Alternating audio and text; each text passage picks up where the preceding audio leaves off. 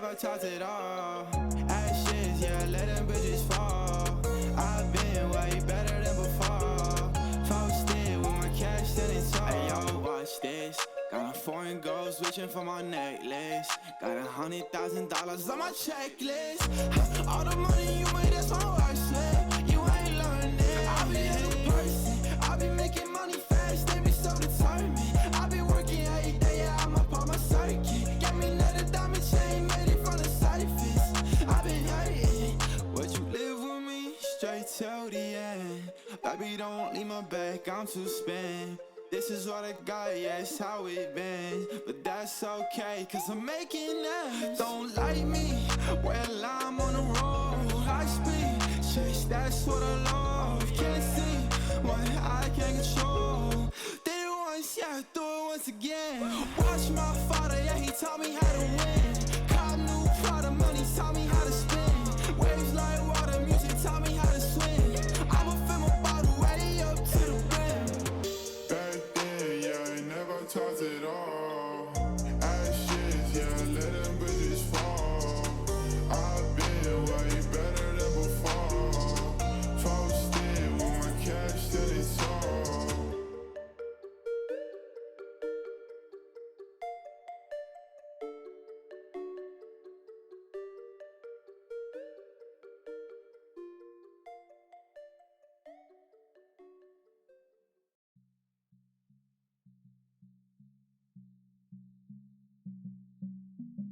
What a fucking liar, dude. What a fucking Weasley little liar, dude.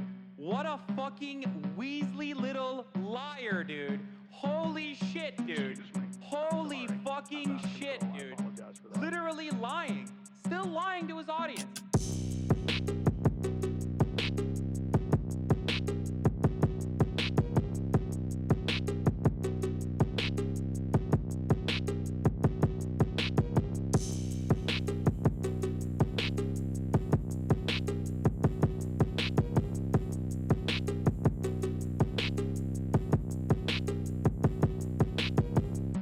What the fuck? Okay, that's my PTOS. What the fuck? Wait, Okay. is it? I don't know, but that was... You asked for this, sir? I said, what's your favorite anime voice?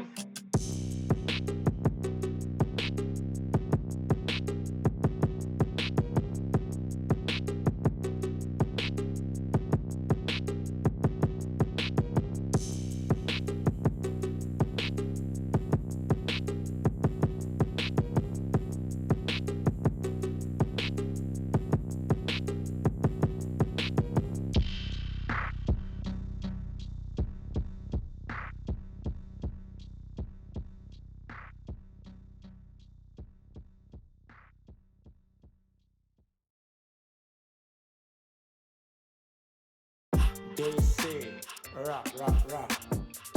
You say, blah, blah, blah. Talk is cheap, homie. Talk is cheap, homie. Blah, blah, blah, blah. Can't be no one else but yourself. You the best at being yourself. Remember that and never doubt it. Stand up, hello world, shout it.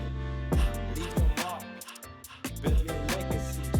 Make them words count, live your fantasy. It's your life, time to live it right. Show the world what you're all about. Let them haters hate, let them doubters doubt. They don't really know what you all about. Let them talkers talk while you walk the walk. They don't really know what you all about. You only need yourself and the one and only. Even when you stand alone, you're never lonely. Take the path, less travel. One day you reach your true level. Allow yourself to take your place on your space. It's your birthright. Let your work outshine the talk. Let them shine, light up the dark. Let them haters hate. Let them doubters doubt.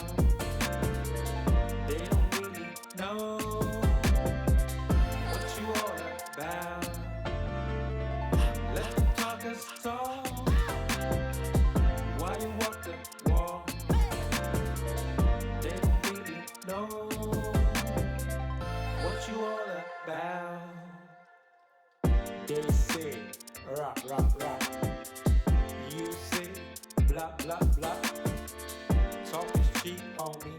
Talk is cheap, homie. Blah, blah, blah, blah. Let them haters hate. Let them doubters doubt. They don't really know what you all about. Let them talkers talk. Why you walk the walk? They don't really know what you all about.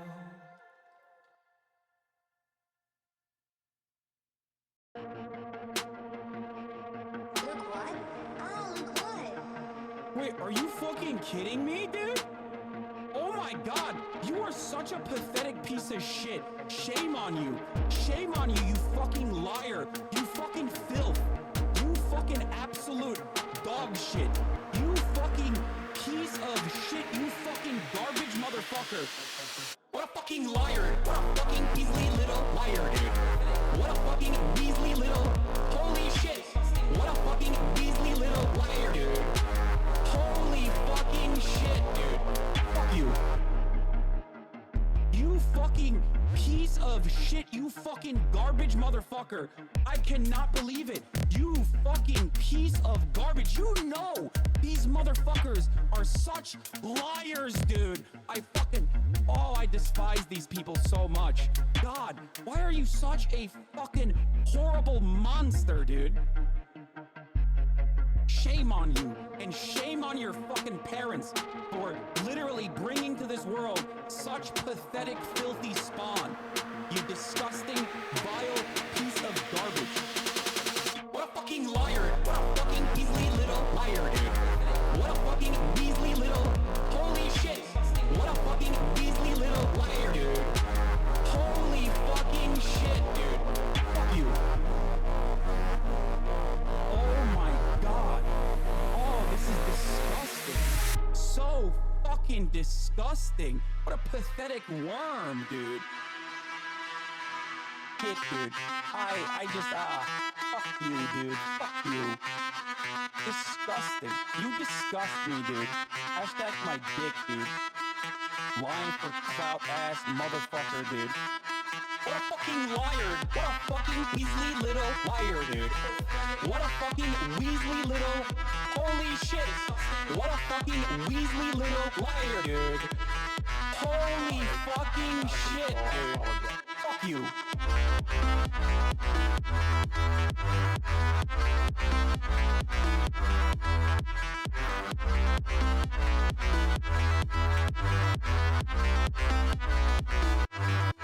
What a fucking liar. What a fucking Weasley little liar, dude. What a fucking Weasley little... Holy shit. What a fucking Weasley little liar, dude. Holy fucking shit, dude. Fuck you.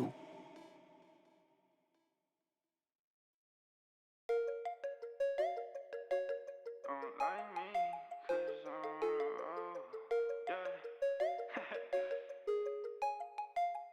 Alright, let's go. Don't like me, well I'm on the road. I speed, chase, that's what I love. Can't see what I can't control. Did it once, yeah, I do it once again. Watch my father, yeah, he taught me how to win. Cop new product, money taught me how to spin. Waves like water, music taught me how to swim. I'ma fill my bottle way up to the brim. Back then, yeah, I never talked at all. Ashes, yeah, let them bitches fall. I've been way better than before. Posted with my cash standing tall. Hey, yo, watch this. Got a foreign gold switching for my necklace. Got $100,000 on my checklist. All the money you made, that's my worship. You ain't learning. I be a new person. I be making money fast. They be so determined. I be working every day. Yeah, I'ma pop my circuit. Get me another diamond chain, made it from the surface. I been hurting. Would you live with me straight till the end? Baby, don't leave my back. I'm too spent. This is what I got, yeah, it's how it been. But that's okay, 'cause I'm making ends. Don't like me, well, I'm on the road. High speed, chase, that's what I love. Can't see what I can't control. Did it once, yeah, I do it once again. Watch my father, yeah, he taught me how to win. Cop new product, money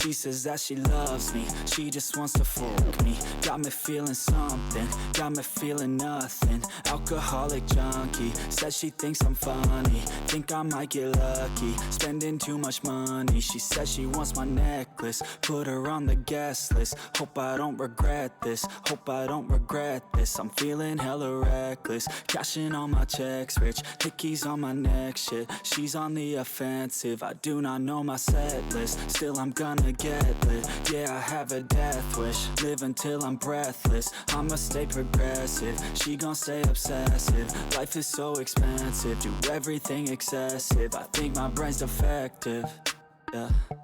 Can't think when she's aggressive, yeah. She snuck into my section, yeah. You think I'd learn my lesson, yeah. And we ain't getting no sleep. These girls don't even know me. Like Drake, I'm getting trophies. You want it, girl, then show me, yeah. And we ain't getting no sleep. These girls don't even know me. Like Drake, I'm getting trophies. You want it, girl, then show me. Cause we ain't getting no sleep, yeah. No, we ain't getting no sleep, yeah.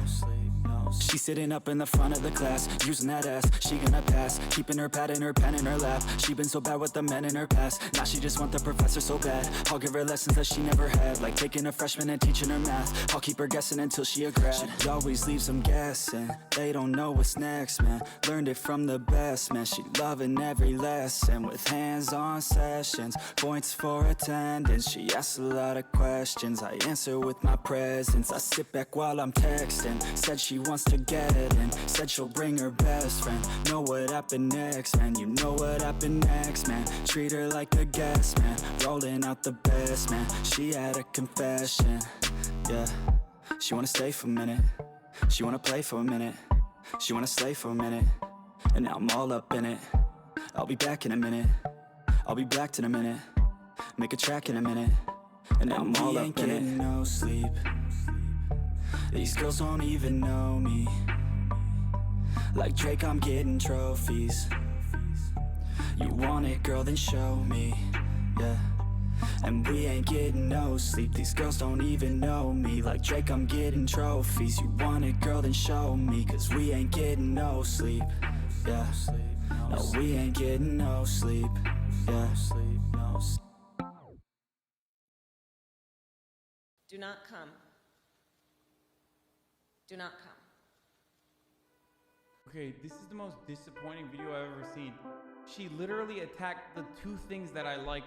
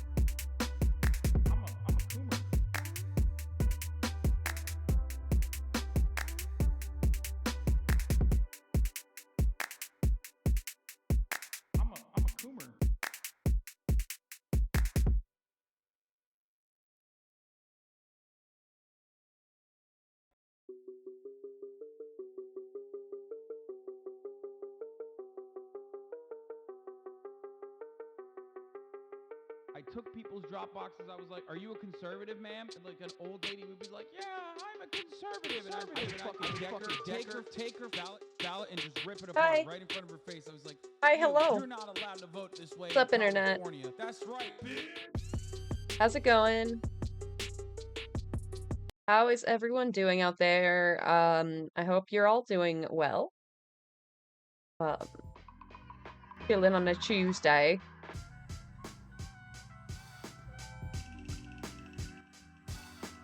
Oh, I'm exhausted, man. I'm fucking exhausted. I don't know if I can make it this whole month. I am so burnt out already. Not even halfway. Not even halfway.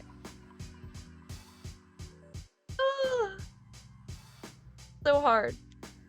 I don't know how people do this every goddamn day. Every time I try to do it, the more I realize how insane Hassan is. Man has no chill. No fucking chill. I do not understand. And he works out too, like, holy fuck. I'm beat, dude. I guess you, like, kind of get used to it, but not in 2 weeks. I can tell you that much. Not happening in 2 weeks.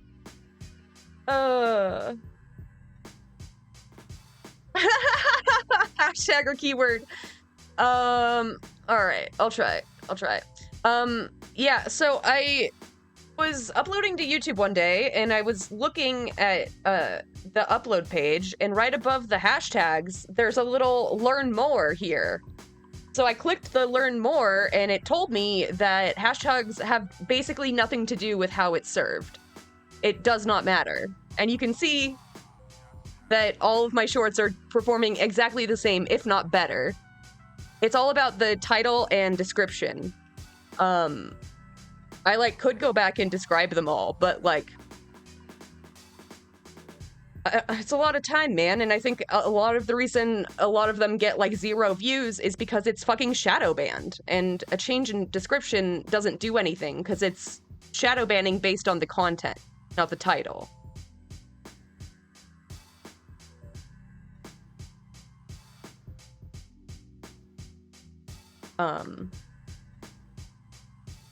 Yeah, I can pull that page really quick. Yeah, I stopped doing that a long time ago. And it didn't change anything. I'm so tired. I have so many clips to edit too. I was supposed to do that today, but I had to pull weeds, so... IDK.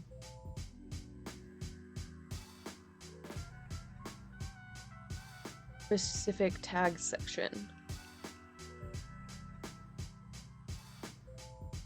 Wait, was I supposed to be tagging in the description?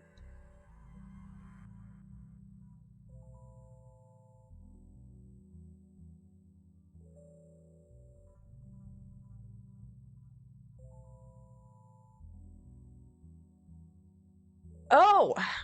Yeah, see, I was doing them in the tags section. And they weren't doing a goddamn thing, so I just stopped.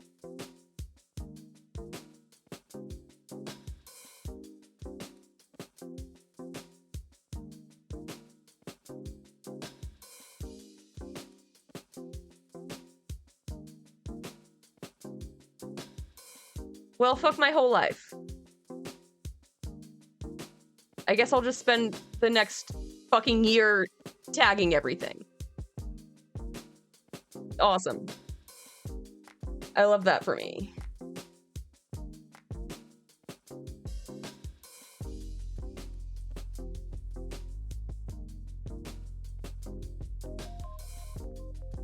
Not for... yeah, I mean, why is it there then? Why does it exist?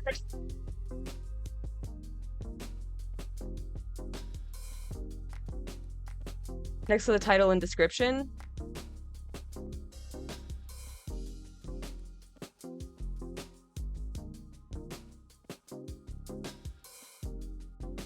And place keywords in the beginning of the description. Okay, then why is there a tag section? What is the tag section for if it doesn't work? YouTube is so fucking stupid sometimes, I swear to God.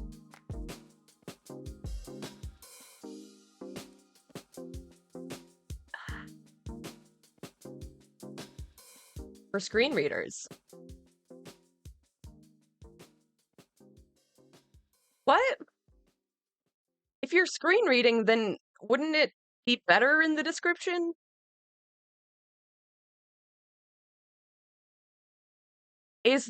Are the tags supposed to be like alt text? Because that doesn't make any sense. God damn it.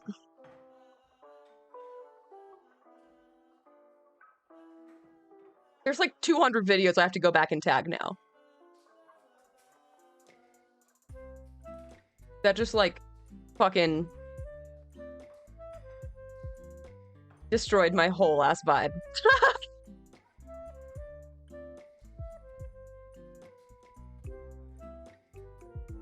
It's too late? Well, fuck me. I'll just quit then. Shit.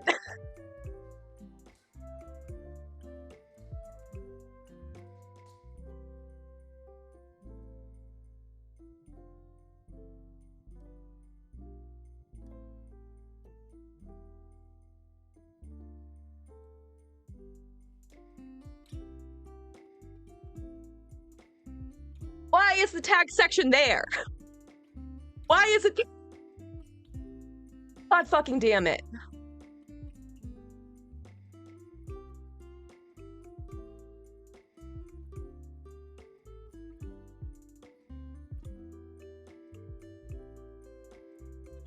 I saw that YouTube changed their requirements as well. I didn't look into that.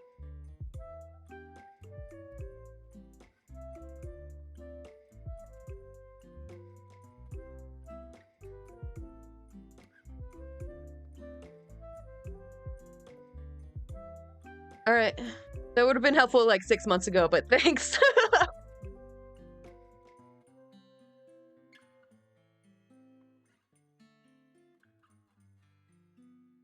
Oh, super chats. Oh, like subscriptions or memberships, I guess they call them. Hi, Mr. D. Man. Thought it was common sense. Okay, but like, when I see on YouTube that the tags don't do anything, then what am I'm new to this.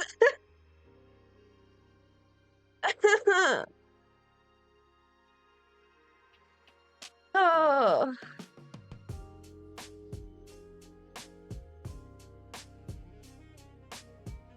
Man.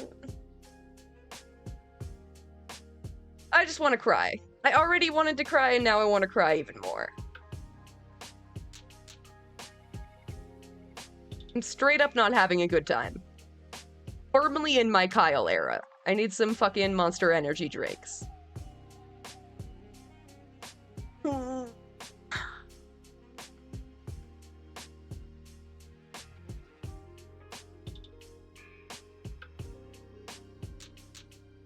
Oh god.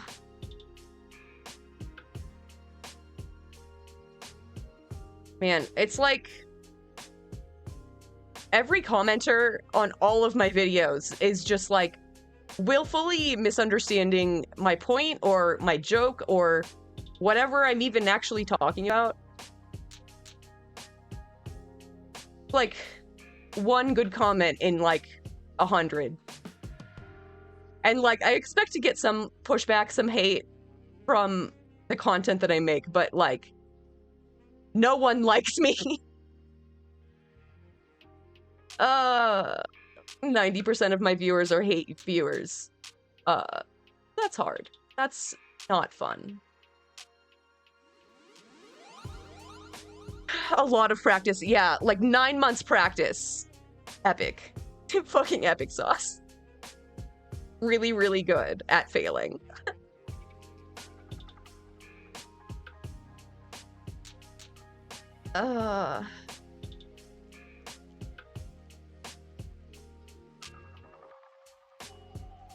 So I just wanted to get through some fun vids. We didn't get to Master Baker yesterday, so I thought we could start with that. There's a new Ela vlog. They made the Pope wear their puffer jacket. Epic. Good stuff. Some Chad. Some trashy cut videos. Fuck it.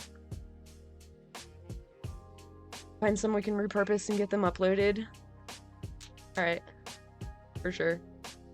I don't know how worth it is, because, like, I mean, you can view the video and see, but, like, I think a lot of them are just, like, shadow banned because I talk about shit that YouTube doesn't want me talking about.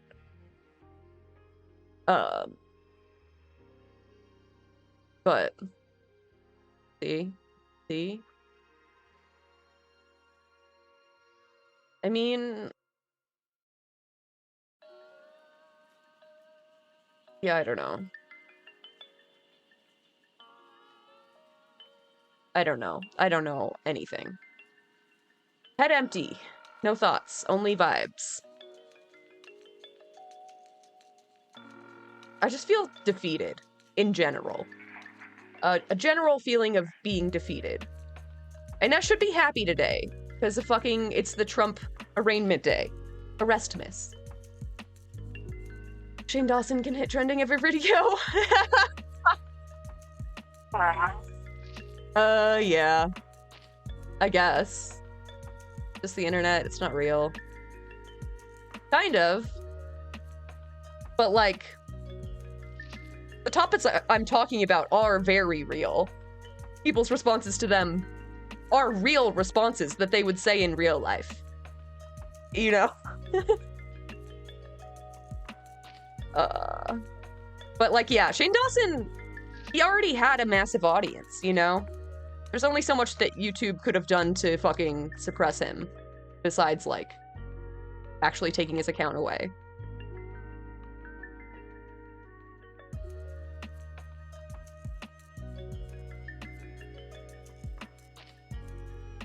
Like, Hassan and his videos get good traction, even though he's talking about leftist topics, but, like, he's Hassan, you know? Couchman keyboard warrior syndrome. That's true. That's true. Yeah. You're probably right. I mean, they wouldn't say it to my face. They might very well say it behind my back to their chuddy friends. I don't know. I don't know if that's better. I think I preferred not knowing. Ignorance really is bliss. But it does seem like, especially when a dude will sit there and just bang out like 3 comments in a row on the same video, that's definitely like a condition. Should be in the DSM. For sure. For sure. There was one dude on YouTube who told me in 3 separate comments, in 3 different ways, to wash my hair. And it was like, it was clean that day. Is my hair always clean? No. No, it's not, okay? I have depression. It makes it hard to shower. But, like, it was clean that time. It was clean. He was just mad. Yeah, you see it on every post. Yeah, I definitely, like, get overloaded with it. Especially, like, on the same video, when it goes across platforms, like, it's a different kind of hate on each one. Get the whole gamut.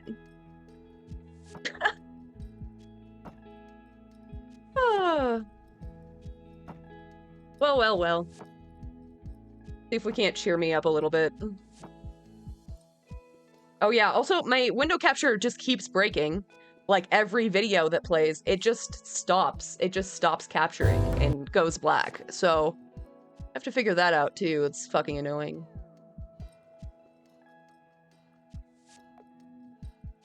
Oh. We're almost at the end, and today our final 3 bakers are tasked with the highest. They'll be fed to the proper audience? I mean, on YouTube, the other ones are tagged properly, right? Or am I tagging wrong on every platform?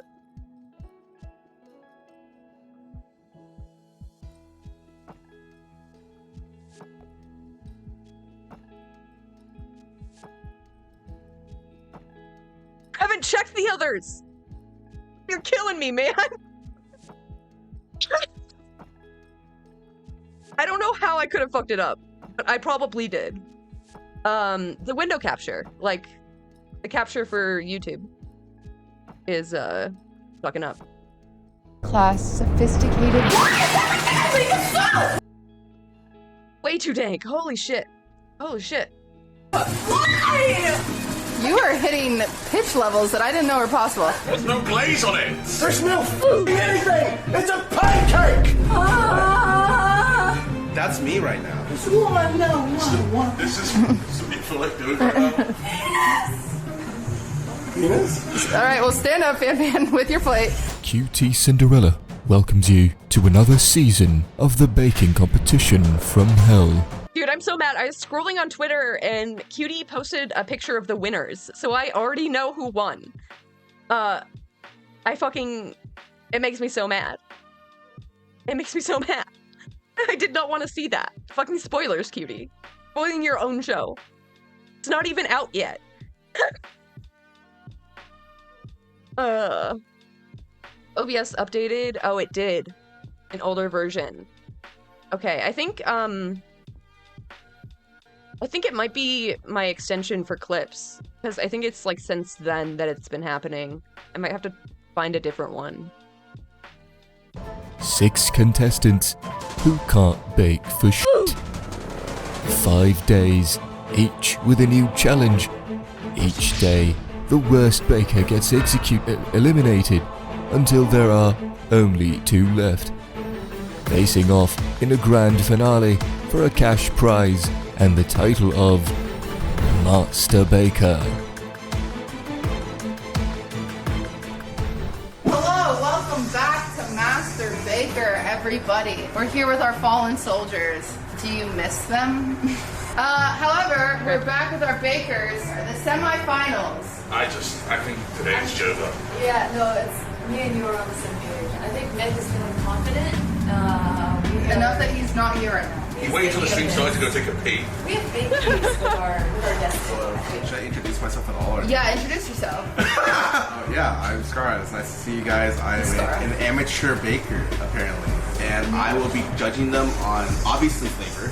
Because that's what I really care about. I'm like a vibe check. So I'm okay, hell yeah. Yeah. He's vibe checking. Yeah, so like the vibe is going to be the big third. Trisha, how are you going to judge today, and what is your experience with baking? I am just vibe-based judging. I like it. I'm a professional chef. I used to work at a Michelin star restaurant. I did help with some of the baking and appetizers, and I was on Gordon Ramsay's Next Level Chef. She's flexing a little bit. I was just going through my resume. You guys aren't catching. Scarlett, you look really unqualified right now. To be honest, I actually have food poisoning right now. So my face is swollen. They're actually kind of dying. And I can't really open my eyes, so please don't give me food poisoning. Dude, judging with food poisoning? What a fucking hero. Ow. That sounds awful. Poisoning again, I think I'll actually kick the bucket. It'd be crazy if we made her shit her pants. Well, Myth is back from the bathroom. Both Fan Fan and Zoil think they're leaving today. Which one do you think is leaving today? I think Fan Fan's gonna kick the bucket. I think her luck has run out. I think so too. I think your luck has run out. I'm saying second and third day were flukes, and they were by accident. I simply added a shit ton of butter and sugar. And copied me. I'll be in my kitchen, whipping it. And she'll be doing this. Yeah, that is true. Yeah, so it's exciting because Myth is in the middle, so I'm feeling both of you will be copying him a little bit today. Oh, my middle in my sandwich? Yeah, your That's sandwich. good. All right, everybody. The challenge for today, which you only have 60 minutes today. 60? Okay. Why happened to the other 15 minutes? Yeah. You just feel like You don't need them. Macarons. What? Oh, she was right. We were just talking about what she said it was macaroni. How hard is that? It's really hard. Classic. They're really hard. Really hard. This is like one of the few desserts that is naturally gluten-free. I don't have to like make any adjustments to it, but I still can't do it. very hard. You have to get the texture exactly right, and you can't like overbeat or underbeat. It's very complicated. You guys have a few minutes to plan while chat learns how to make macarons. Macarons. Gets confused with macaroons. It's a little French cookie that's a pain in the ass to make. We're gonna start with egg whites, just some of our sugar. We're just gonna cook this. All this is doing is melting our sugar. So all I'm doing is this is over boiling water. I'm gonna stir this ferociously. Instagram not done properly. Hide them. 3 times as many? You told me to use 6 to 8. You told me to use 6 to 8 specifically.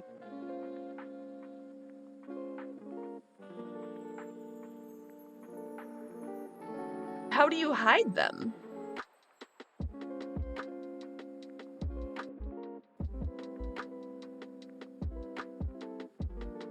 Until I see that sugar dissolve. Now that I have that, we're just going to pop it over here. All that sugar is melted. As that's going, I'm gonna add my additional sugar. There we go. So now you have... Like half of them, I can't even think of another tag. Like, I don't... Just random ass words? Like, I don't... Mount Whoville. You use almond flour in macarons, which I will be very surprised if anybody knows that. You're gonna mix almond flour and powdered sugar, and you do have to sift it. Get this through the sifter. And now I'm going to slowly fold in my meringue. Folding is a technique where you gently incorporate the ingredients together, scraping your sides. Now I'm going to add my batter to my pastry bag, and we're gonna pipe them out. Piping out little circles. Now something you have to do is you have to set these aside. They need to dry for 15 to 30 minutes. You should be able to touch them without it sticking to you. You know your macarons are done. Number 1, they're shiny.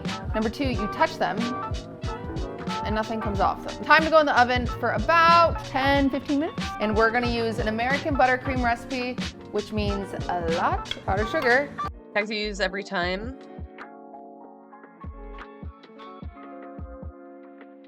Until it gets to a sweetness that you like. Now I can just pour it in.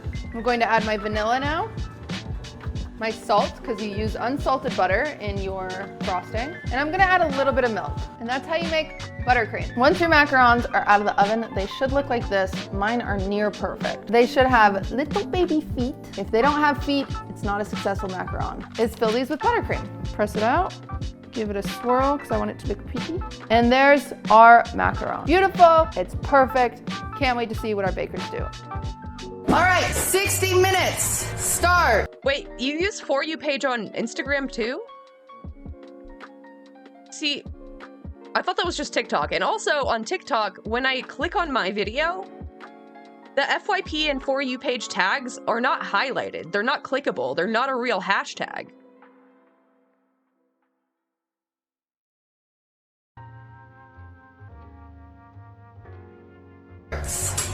Now, well, it's an extra 10 seconds. I forget it counts down. No hints, Trisha.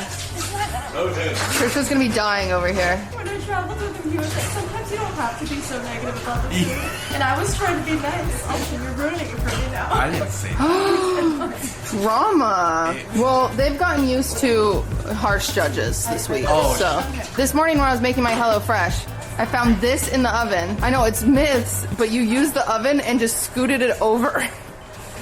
Which is so unhinged. You used it for your pie and just scooted it over.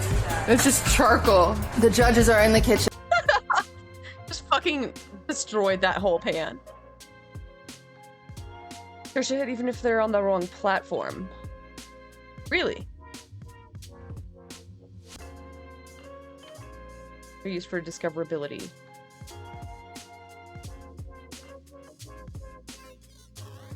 How is it discoverable if the hashtag itself is not discoverable?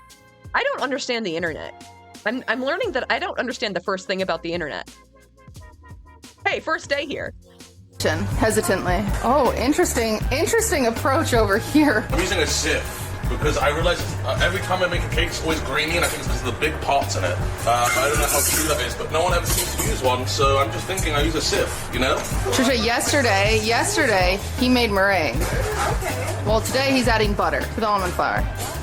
Is this a bad idea? I'm confused. No, this is my job. The way you said it scared me. Really? Do I melt it? I feel like I melt it.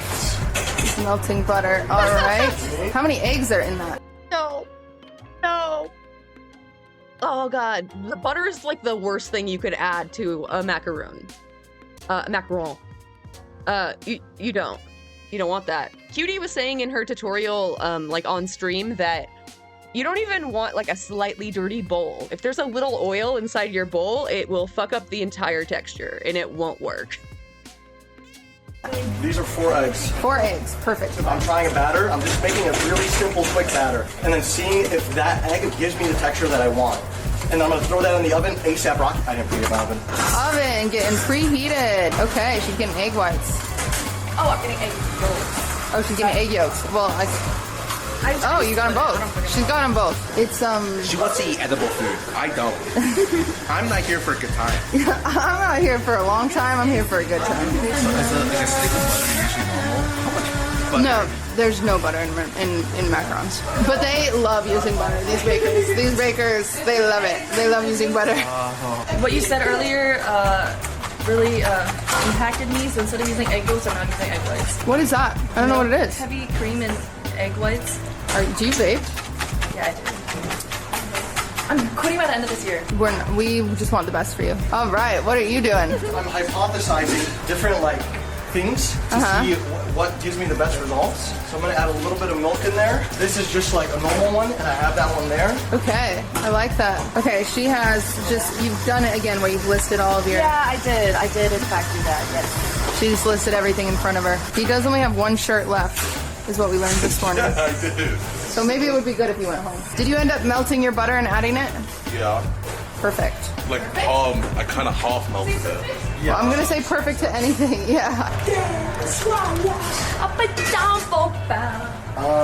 2 sticks of butter going in for Fan Fan. Have you guys, Trisha asked, have any of you ever watched a macaron video? Lots of no's through the room. Since she's the taste expert, I just want, I'm hoping that I can get like a shape. You know? That's the vibe you're looking for, is a circle. I mean, I'm hoping it's like easy to please. That's fair. The bar is on the floor. It just needs to be a shape. You know, so the zest. These macarons aren't very good. Did you try one? They're not very good. I didn't make these. Yeah, it was not me. I was like, oh damn, cutie. I rather thought it was okay. Which is crazy, because this is like a famous macaron shop. Wait, really? Yeah. Where'd your shirt go, Fan Fan? Where's your shirt? The shade, the tea. What happened to the one she made? I saw her on stream making them. 20% off. Oh, perfect. Great. What's in your batter? What do you mean you don't know? What happened to our oven mitts?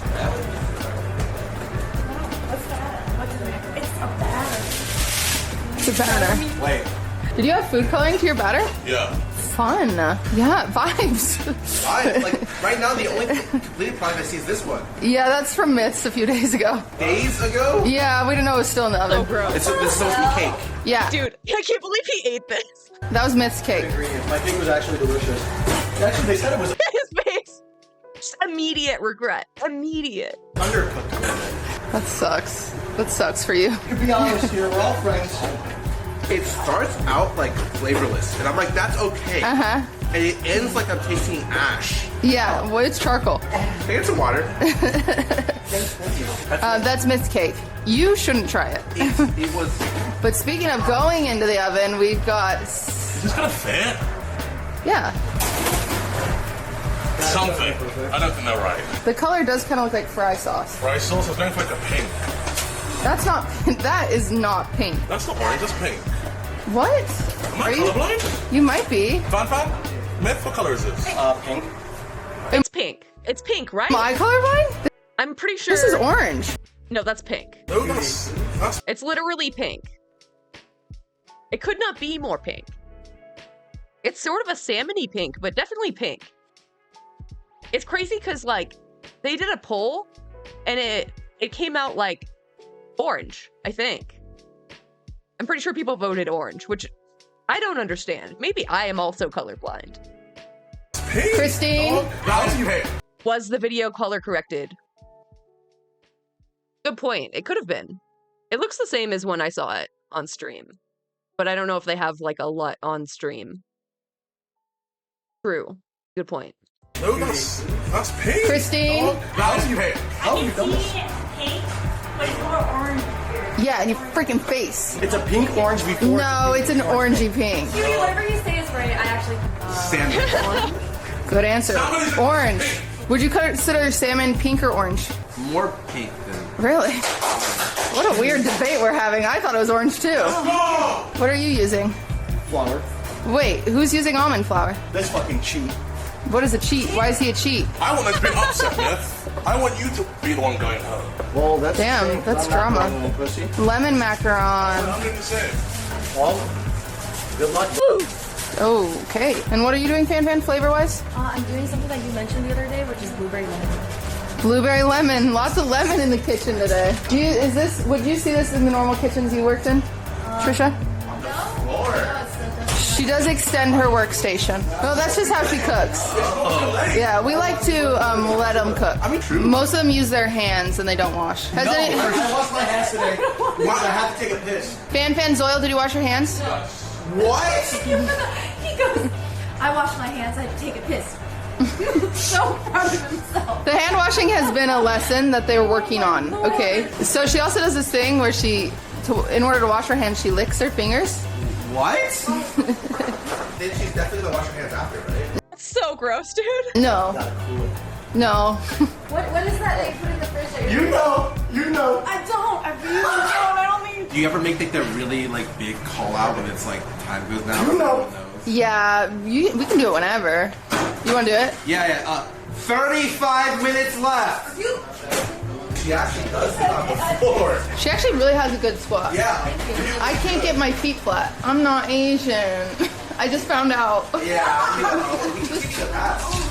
What can I say? Say it, Scar. What can I say with the pass? Nothing. Oh, really? Okay. Yeah. Do you want the pass? Yeah, Miss. What can I say with the pass? Zoil was racist to me yesterday. What did Zoil say to you yesterday? He read a Japanese word and then he looked at me for approval to see if he pronounced it right. Zoil. Why are you making it about race? It wasn't like that. I have dyslexia. I'm not racist. I'm a racist. Sorry about our kitchen. I don't know. I would highly recommend you guys. Gonna go sob in the shower. Oh. It's fine. It's fine. Everything is fine. What's so bad? Wait. You just leave me alone for 9 months and then you're like, oh yeah, everything is wrong. It's a disaster. I have to fix everything. You're killing me, Smalls. You guys make whatever you make and then start prepping your second batches. All of you. Oh. No, it's okay. They don't listen, by the way. Yeah. That's something you should know about this group. All right. Myth has moved into the... Trisha, what's this called again? Ramekin. Ramekin, flamekin. I'm baking bakes in the kitchen. I got a camera in my face. Get away from my face. I might make you a disgrace. Check the clock. Spitting. 32 minutes left. I think I fell. He didn't rhyme anything with left there. He didn't rhyme much at all the whole time. He was just talking to a beat, but that's okay. We all can't be Lily. Fan, if you could show the judges your berry crushing technique. She sat back down. The thing isn't working. It smells really aromatic though. It smells really good. It smells like fresh strawberries. Like really, really fresh. Do you like it?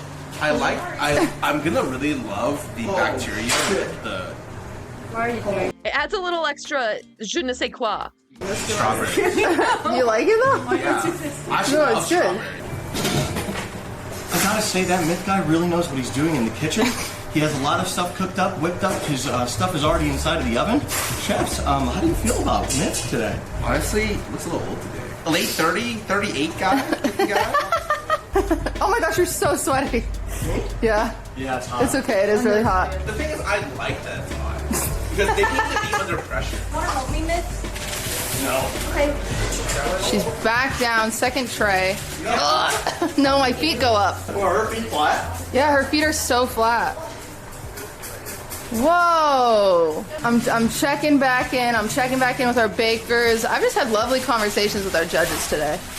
So far, my favorite judges, by the way. Yeah, but you say that every time. Yeah. You're my favorite.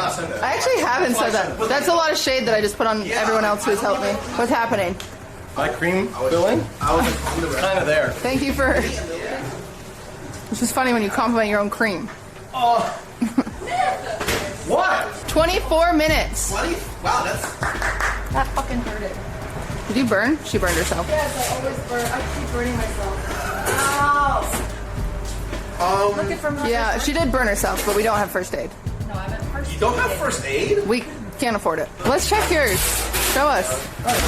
Wait, what happened to your first batch? It was terrible. So I had to make some changes, I had to make some edits. The increase on an egg did give it a similar flavor and even added something to the texture where it gave it like a little, like, because I did 1 cup of flour and 1 cup of sugar and I put 4 eggs in it. Wow, hell yeah. That is.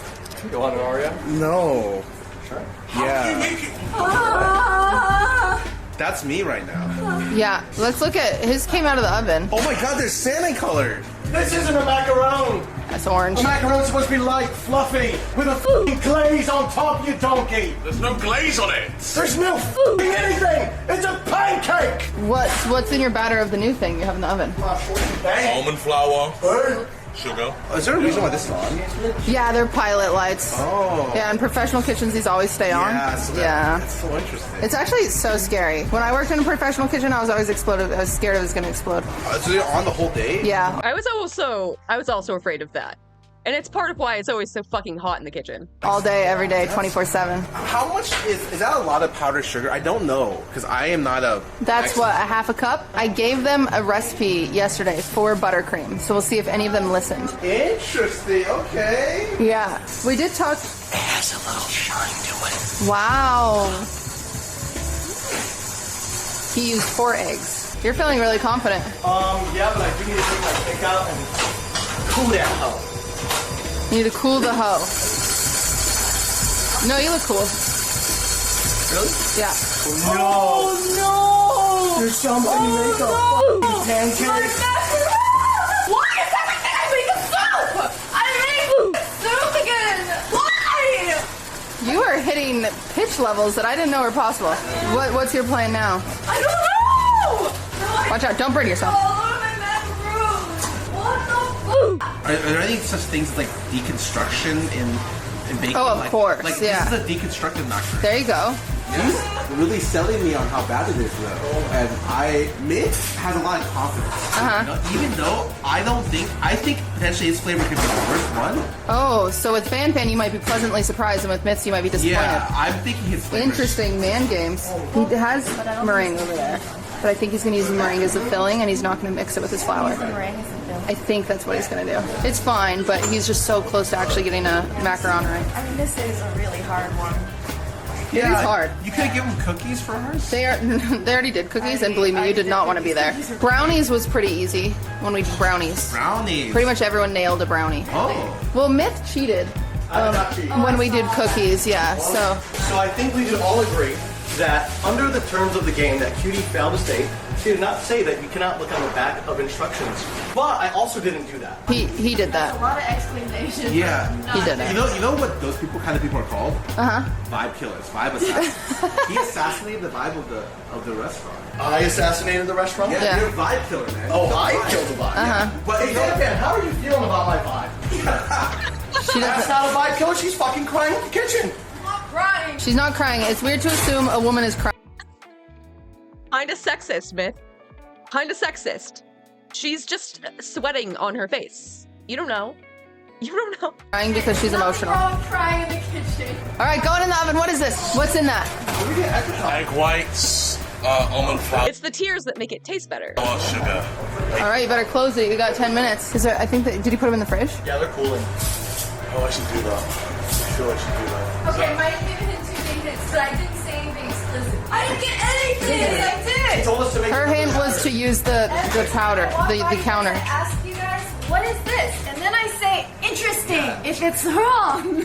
Oh. That's. Oh my gosh, you didn't say interesting to me. Is it interesting to like everything? You're fine. You're fine. They're fine. They've got 9 minutes left. They can't really change anything. Doyle said he was making meringue yesterday, and then he said he used egg white. No, egg white is correct. But I thought you used 4 whole I eggs. did use 4 whole eggs, but eggs white is correct. Why are you saying that? Because I'm pretty sure the yellow of the egg is just fat. Fat in the oven cooks and it just cooks. When in churn, the whiteness isn't fat, and it's white, and if it cooked, it would be white. Therefore, that's why I think egg white makes more sense. Logically, I see no faults. Then Zoil said use egg whites, and I was like, fuck. That actually makes a lot of sense. I'm gonna go check on my cake now. He just Johnny Depped us. I figured it was day 4 and you guys are experts by now, and so you could lose your 15. So you just wanted to taste more raw food? Well, look, Myth is confident. Myth is a tryhard. I said this every day. I'm not a tryhard. I just don't stress. My macarons aren't cooked.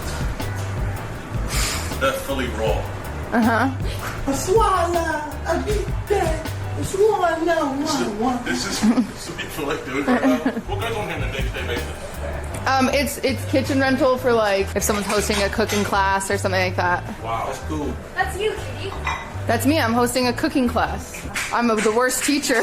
I do get them addicted. Every single person that leaves Master Baker is like, I want to spend more time baking. Fan has taken a cookie cutter and has... Love this show. It's so wholesome. It's just wholesome and fun. Oh my god. I would love to be on Master Baker. Fucking one day, dude. One day I'll be relevant enough for Cutie to know who I am. Goals. Made her macarons perfectly circle. I like that. Thank you. I also think her crying in the kitchen is the most realistic out of all of them. Wow. Every day. I usually cry out of frustration rather than sadness. Yo, what? Well, he does the judge's food. Oh my god.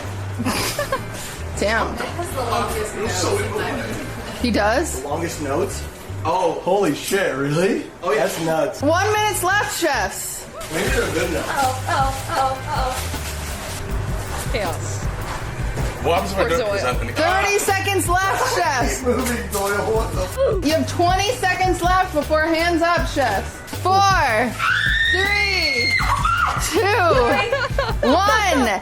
Hands up, chefs. Hands up. Let me see them all. Let me see them. All right, well, stand up, Fan, with your plate. She's just like me for real. She's sad. This is what pain looks like.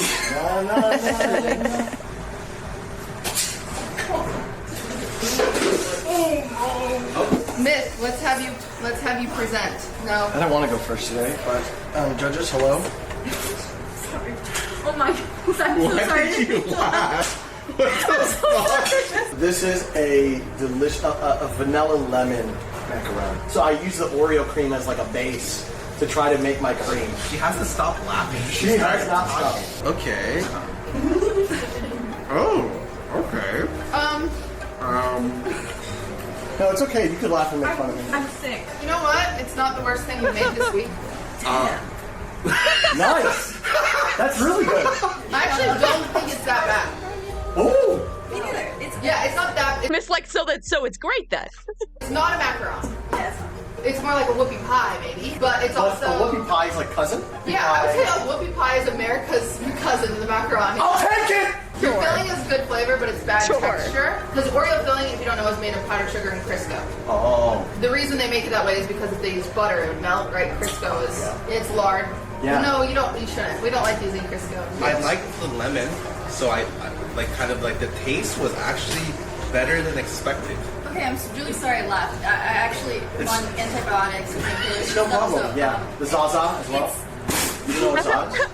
Oh, a Zaza. You're telling me you're not on the Zaza. You're not on the Zaza. It's just like a medication that you can take that might help with stomach problems. It's like not a cookie, it's not a cake, it's definitely not a macaron. It doesn't taste as It's like I got some out back. We can fix that. bad as I thought it would be. It's actually not that bad. Yeah. The cake it's basically a cake. It's really, really dense. I thought they used the red because it was smart. Yeah, I think it was creative. Yeah. It did work. It came out quite easy too. You're snacking the whole time while not washing your hands. You ate a nectarine, Oreo pretzels, marshmallows, strawberries, pineapple, lemon cake, and you ate all coming out of your paycheck. All of this while not washing your hands. Dude, she wrote down everything that he ate. Fucking exposed. You're like licking your fingers. So that was super not. She is not a part of the family. I would like to say that representing this kitchen, we're fine with that. Oh, my bad. It just in general. Like it. Okay, No, it's fine. You know those little Korean snacks that come in like plastic bags? Oh yeah. Kind of like this, except way lumpier. Yeah, try it, man. Way lumpier. My cake is very nice. You guys are right about that one. Yeah. But the flavor's Well, the flavor is kind of nice. My expectations were very low, but this one actually exceeded expectations. Yeah, same. Same. Very low. Soil's up next. I'm actually gonna finish that. Kind of like Olive Garden. I was wondering if you like want more cream on it, and just tell me when to stop. We do not want more of your cream, sir. Okay, so before I unveil this, I put the cream straight onto the biscuit, and let's just... Oh, this wasn't a macaron! Neither is yours. That is a macaron. This is a deconstructed one. So is this the dish, or is this the dish? Like, the dish is the whole plate, right? This is like the sun and the moon. Yeah, I'd like you to try both. Are you a Libra? So true, King. No. Okay, no, I was just wondering. Yeah. Here's the deal. Zoil was the closest. She was the only one that tasted it and said, I taste almond. So what happens is you make a meringue, and then you take your almond flour and powdered sugar, and you fold it into your meringue, pipe that, because the glossiness, the shininess comes from the egg white and the way it puffs up. The meringue is whipped egg whites that are really fluffy and puffy. And that's another thing, is there's no butter or egg yolks. There's no fat, really, in macarons, besides the filling. And no butter. Yeah. No butter. Can you just dig in? You sure you I don't want more needed to cream? see it. Man, if you would have just done this first, you would have been so close. Because it isn't cooked all the way through. Okay, okay. Well, let me go think. But does it taste like a macaron? So Your close. texture is close to a chewy macaron. So close. Oh. And your flavor is close. Try my cream. The goat. Yeah, can I get some of your cream? Whoa, he's plating his thing. I wasn't expecting it to turn out so well, since it was like stuck to the parchment. He was really struggling. I'm kind of proud, honestly. Well, you know what? It was pretty creative. Tell it to stop. Oh, that might have been soil. Can I? I would like to return this dish. What is that? It's a hair. Is it actually a hair? It's a hair coated in That's not a hair. That is egg whites. No. All of a sudden, I think I would like not to try this. I really tried. I think so. Sometimes when something goes bad, instead of moving on quickly, I think about it because no. I like to think. I'm like, right. You're leaking everything. Also, look at my shoe. Rub your cream away for the love of God. I can't say I'm a huge fan of how it ended up. Okay. I could eat this without dying. Yeah. You didn't like the hair? So true. We didn't love the hair. Okay. Honestly, I'm so disappointed. Because I think you really had it. I was even hinting. Not the to other disappointed. contestants. I was like, so you should put that back. You know, when I saw you pull it out the oven, I was like, okay, those look like they could be macaron shells, and then you plated it like that. I didn't have enough time. No. Yeah. You're so but just really far once it got on the plate. All right. Well, thank you, chef. Yeah, thank you. Thank you very much for. Fan. Whose name in the kitchen is Pan. Here's my dish. I took a lot of time for the plating. Oh wow. What I forgot about this. Is that from your food, babe? It smells like your... It's a watermelon flavored smoke machine. Do you like it? Is that extra presentation? Oh my! It's great for presentation. Not so great for poisoning your judges with nicotine. You're not supposed to eat nicotine. You know some of that smoke settled, and is now on those macarons. Like, come on. God! What? I'm getting lit When we're right here, now. we're family. Okay. We're family! And think about how many times she had to have done that just to prepare in advance. The entire time Zoil was up, I have been hotboxing that shit this whole time. Yeah. I'm confident, I'm chill. And that's what baking can do for you. Yeah, I made a blueberry lemon flavored macaron here. I did put in the effort of cutting them into circles so they would look more like macarons. Yeah, plating is nice. Do I have popcorn one? Maybe. Did I It's get just it? like a, it's Did I just like catch a it? surprise factor. All right. Surprise factory. Fucking fan is so much butter. I'm sorry. That is my go-to special ingredient. Oh my Christ, you can taste the base. Yeah, I can taste No. watermelon. Is it yummy? No. Yummy. No. Wow, I do taste Yeah, it. there's Huge so much flavor. watermelon. Mitch encouraged me! He encouraged me! He sabotaged me! He literally sabotaged her. fuck, man? I think I do get bonus points for presentation and creativity because neither of them. You do get bonus points for creativity. I love that you use the cookie cutter to get your shape. I think that was very smart of you. I didn't like it. Okay, I understand. Oh, second bite though. Scar, your feedback. It's weird because I understand the flavors you use for these, but somehow I come out with watermelon when I taste both. I think of all the shapes, yours is the best. Okay. Between McGriddle over there and half bagel, What's up, dog? this is the best shape I've seen. Thank you. I saw you running around the kitchen, you're crying, tears were everywhere. I thought it was gonna come out to be a complete mess. But this looks like you kind of brought it all together on one thing. I think if you didn't blow so much vape smoke on. The presentation was actually good, and it didn't need vape smoke. I don't know if that helped. It seemed like it just made it taste worse, but you know. Okay. Does it actually taste like an elf bar? He said it was a good idea. Like the lemon and the blueberry could have been really nice. Okay. As a cake. The plating was nice. But it really tastes like your vape smoke. I don't know where that came from. The cake cutting was really nice.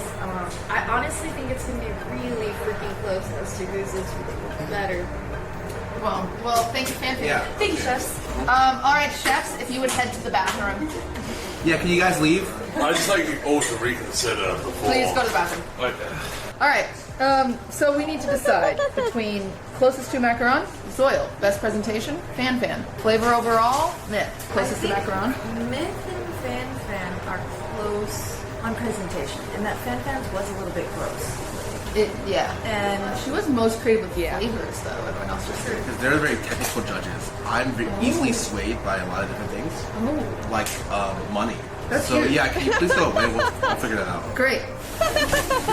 I'll be right back. Welcome back to the bathroom. Oh, they can't vote for anyone today, so now they're actually now like they're just responding. It's Jova. It's Joe. Jova. Zoil hit. It is a macaron, and it tasted good. No, it didn't. It was raw.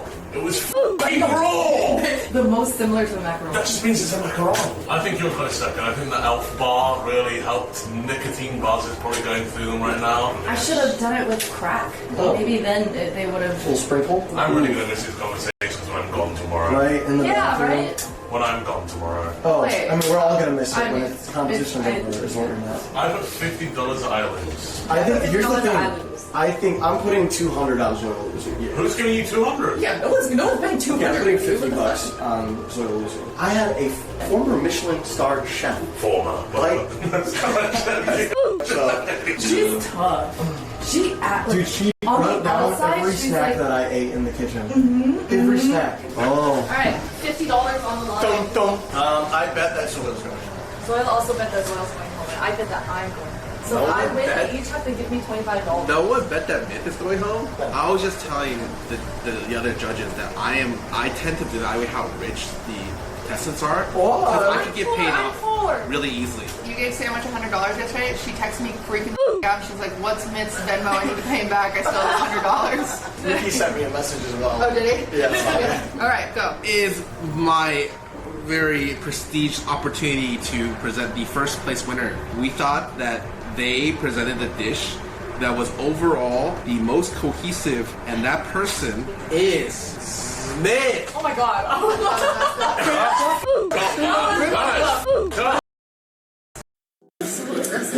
Although I don't very like, much, judges. I don't like his. I don't like him as a person. Yeah, like, I think he's a little too cocky. He thought he knew he was going to win. Unfortunately, his other contestants just showed a true lack of mastery in the ability to make a macaron.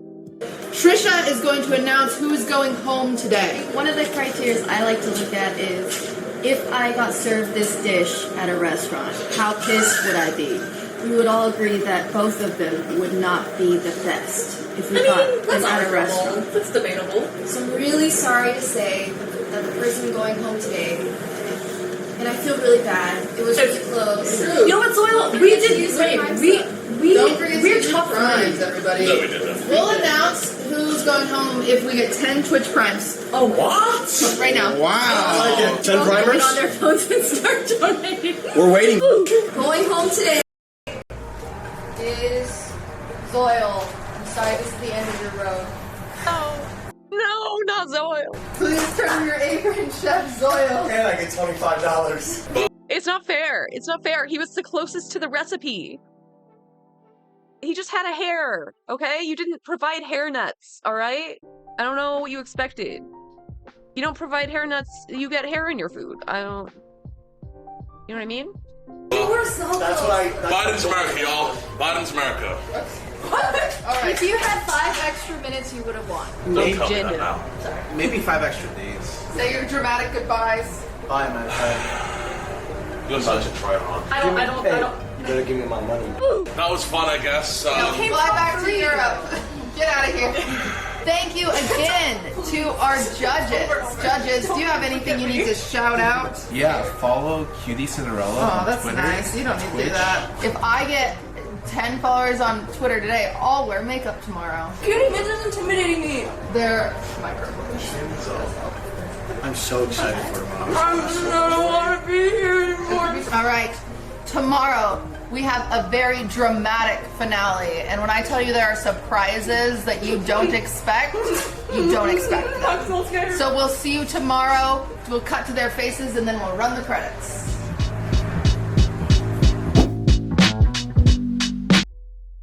Let's go! I hope that she posts the last ep soon. I already know who won, but I want to see it, you know?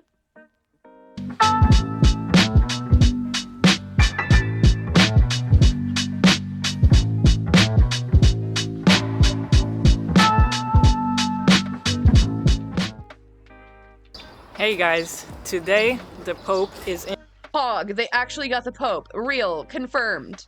in town. Now, you may remember we had the viral meme of the AI generated picture of the Pope wearing like a... I really did not. I did not clock this as AI. I didn't. I'm gonna be real with you. It seems ostentatious enough that the Pope would wear it, so like... I don't know what's real anymore, man. super cool puffer, and it went viral, and then we put on Teddy Fresh on the sleeves and we posted it. It was a great meme, everybody loved it. Then we thought, why don't we actually make the jacket, you know? Because like, we make clothes, not memes. So we made the jacket, it turned out amazing. Let's fucking and go. we're like, now we need a Pope to wear it. And so this is what's happening today. Take a look at this fire jacket. Who else can do that? Name other brand that could make a meme into a real garment. Only the best in the game here. AKA Teddy Fresh. 7, 6, 5, 4, 3, 2, 1. You'll never have the sacred stone. Oh, this you crazy mother.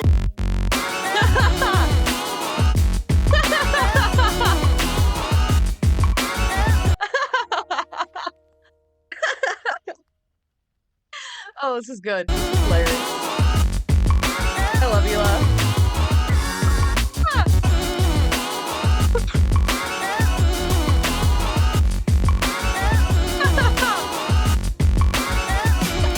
This is so funny.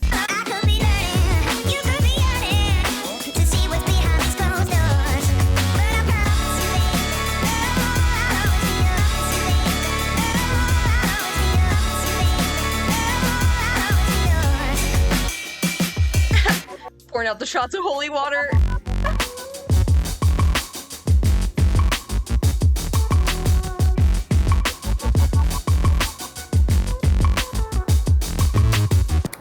Let's go. Let's fucking So how go. do you like living at the Vatican? You know, it's an honor to follow in the line of popes. It goes back 2,000 years, all the way to our founder. How do they treat you there? Do you get good food?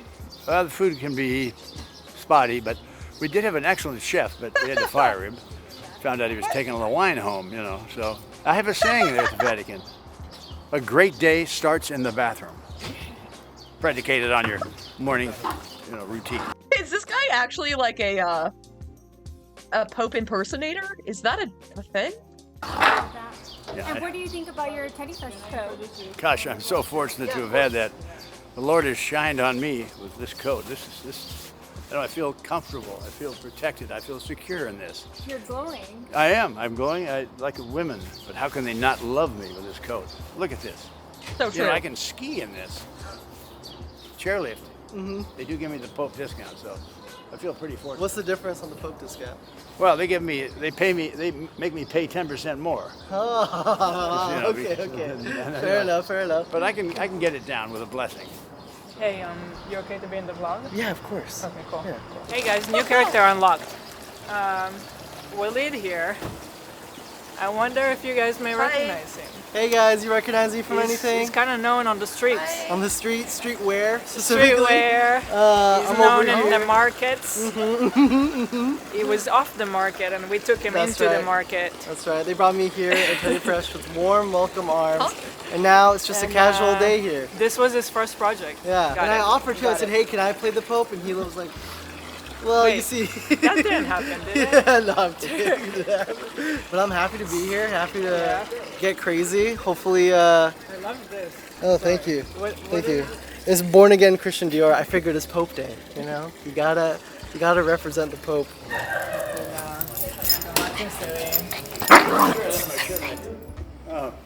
Philip the First, of course.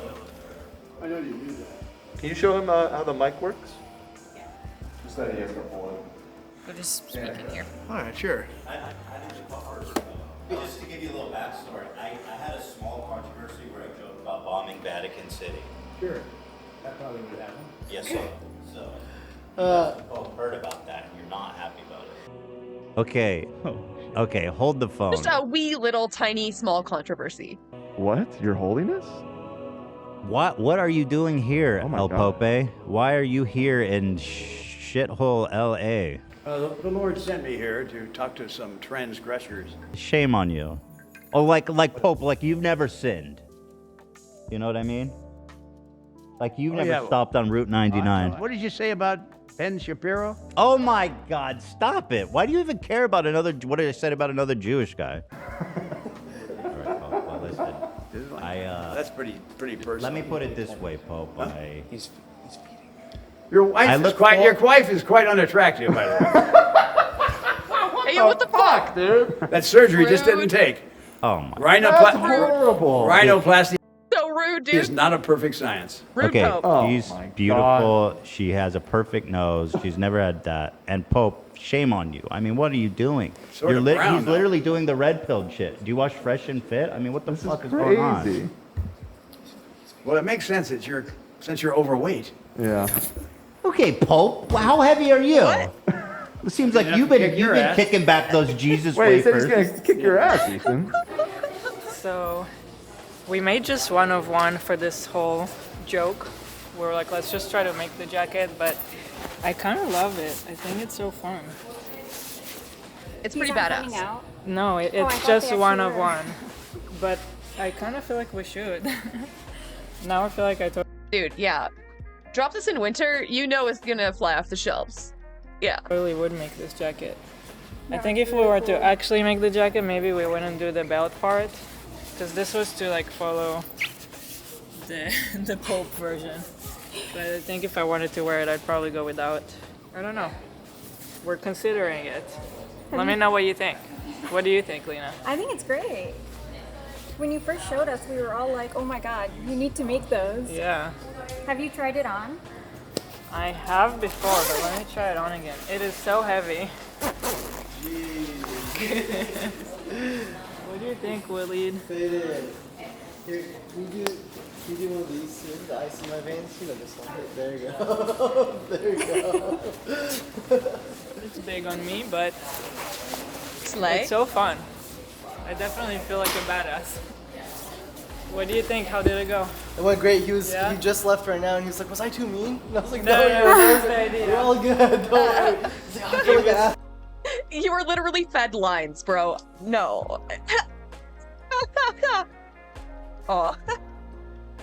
He was perfect, Yeah. actually. Considering that he has no background. Yeah, that's exactly. perfect. Well, he just told me he was in the Mr. Beast video.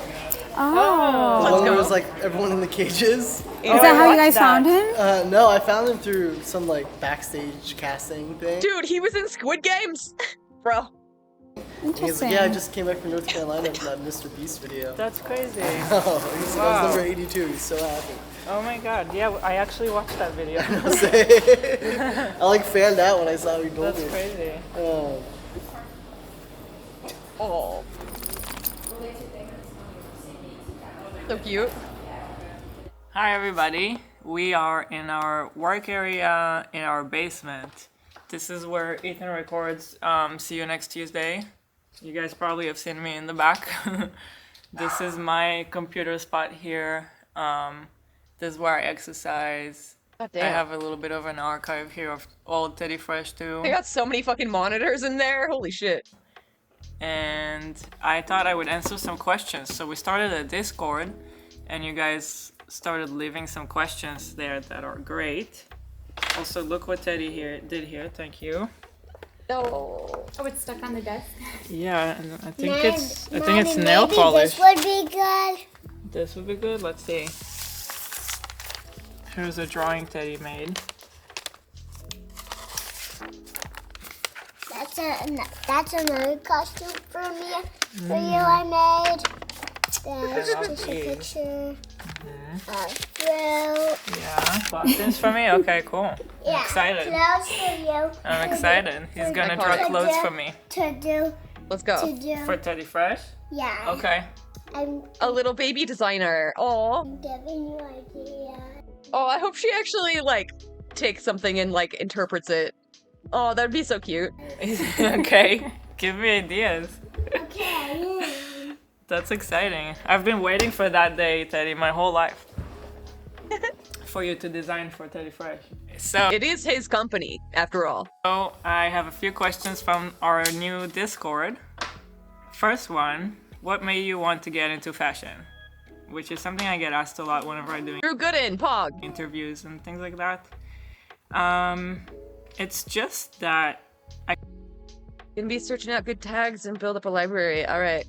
Cool, thanks. kind of always have been into fashion. I've always felt like there was a void of what I was looking for, which was something really fun, playful, colorful, good quality, in an affordable price range, which is like, it's always been really hard to find, which a lot of times I would just go into vintage things because I feel like, yeah? What, is this a good idea? So tell me about this outfit. Is this my head, hands, and legs? Okay. Yeah. These are your arms, Uh-huh. your arms, your The legs, Uh-huh. and your head. Leg. And these are the stripes that come up. So what is this? Is it a dress? Yeah. With like a gradient? Yeah. That's pretty cool. I like the Pretty. colors, pink and green. Yeah. I like it. So cute. Yeah. I'm really good at drawing costumes. You're good at everything. I would turn to vintage a lot because I feel like you could find playful things or really good quality sometimes for, you know, Hi, Nikki. Welcome in. affordable price. Or I a lot of times would see what I want in the really high-end designer brands, but obviously that's like crazy price range. So I just felt like I kind of knew what I was looking for and I couldn't really find it. So Adpocalypse happened and Ethan and I were feeling very what's the word? We were just feeling like very in the Oh, thank you. I've had like kind of a rough day, if I'm being honest, but I hope you're doing good. hands of whatever this one company might decide, you know, and it's like over 2 weeks our revenue went down by 80%. And we're like, this is crazy. So we wanted to diversify and think of other things we could do. And that was when we both started the podcast and Teddy Fresh at the same time. And it's been amazing. Like, it's crazy that both actually picked up. When we started Teddy Fresh, I remember saying many times like, oh, this is just a hobby, whatever. But as soon as I started it, it became very serious. Like, I designed the first drop, basically. Like, I was thinking about it as a capsule, and there was like the hoodies, t-shirts, socks, hat. What else was it? Dude, she started this project on a whim. She's such a fucking queen. God, I look up to her so much. My dad went to the ER today. Oh no, I'm sorry. Oh, it's a false alarm. Good, that's good. Nerves are frayed, but good news, he's doing okay. Yeah, I'm glad he's all right. I know that's like really scary and taxing. Thoughts are with you. A jacket, and from the beginning we started to get samples, and we slowly like teased the samples on social media, and it was getting so much interest. And like, even we had a friend that introduced us to Zoomies, and Zoomies immediately was interested before the website was even up. So you started the podcast and Teddy Fresh at the same time? Mhm. Is that why We you did. guys got both Crazy. offices in the same building? Yeah, at first it was one office. Mhm. It was the podcast, and Teddy Fresh was from the same office, and it was only like we started out just one employee basically. I was like, I just need one person to help me kind of like do everything. Her title was production manager, and so me and her, we were able. Yeah, Ela does H3 with Ethan Klein. They're married, and yeah, Ela started Teddy Fresh, named after their son, and she designs clothing. It's like between streetwear and designer. Able to do everything basically for the first drop, and then after that we started to slowly think like, okay, maybe one more person, and slowly it became like 3 and 4. Yeah, and still. Yeah, Ela is a huge inspiration for me. She's very cool, very cool. She's from Israel, and like, she has a really cool story. Like, she served in the military because like it's mandatory to serve in the IDF as an Israeli citizen. And when she was serving, she met Ethan when he was on his I forget what it's called. Birthright trip, I think that's what it's called. Like, all Jews like are supposed to like visit Israel. And that's how they met. They're super cute. I love them. Operating out of Still the studio operating with from the podcast, and a lot of times we were trying things on Dan and Ian, which was so funny, and Ethan too, because They were your fit models? Yeah, because Ethan was wearing large back then, and Dan and Ian were like medium, so we would try stuff on them, and then eventually. And like, side note, like, she served in the IDF, but she's still pro-Palestine. Both of them are, which is very based. Maybe, I don't remember how long after, we got another suite in the same building just for Teddy Fresh. Mommy, does this give you an idea? Let's see. This. Ooh, yeah. I love the roses. So cool. Yeah, I love it. You're really good at this, Teddy. Yeah. Then in that second office was when I met you, when you guys came by. We were there maybe like a year or something like that. And then we decided we needed a bigger space for both the podcast and Teddy Fresh. Yeah. It's crazy to think how small that office was. It was 'cause tiny. The team you have now, it would never be able to operate in that small space. And the podcast too, that it was like in a tiny room and there was no space for the tripods and everything. Mhm. It was so funny. And also the vibe of the building, like it's just a bunch of like doctors and Yeah. and so not creative. It was really funny, but it got it done. We were able to do it. That's all that matters. Yeah, that was a really long answer to why I got into fashion, or what was the question? Yeah. Oh, but also, did it start when you were young, or how old were you when you started getting into it? Yeah, I think so. I have really funny pictures when I was a kid. I was always going and Yeah, she seems like a really good mom. Like, really good. It's so sweet. trying on my brother's clothes, and then I would come down the stairs and like make everybody laugh.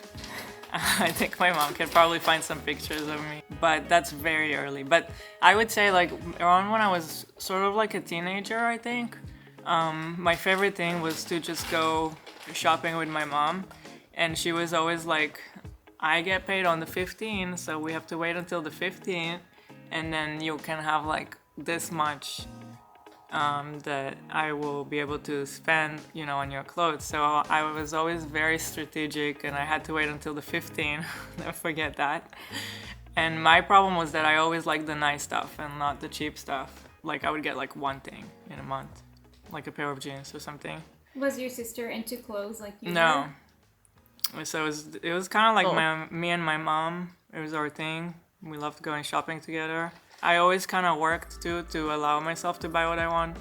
My thing was always like I don't want to have to be dependent on anybody to buy what I want, because I was very specific with what I wanted. Pretty early on, I started working pretty much for that purpose, just to be able to buy clothes and things like that. I think I worked in like a bowling alley. Really? Yeah. I worked in a lot of restaurants as a waitress and stores in the mall. I worked at Skechers. Skechers? Yeah, I had all kinds of jobs. That's so interesting. Yeah, that's the other cool thing about them is that like they truly are like self-made. You know, they're just like regular ass people.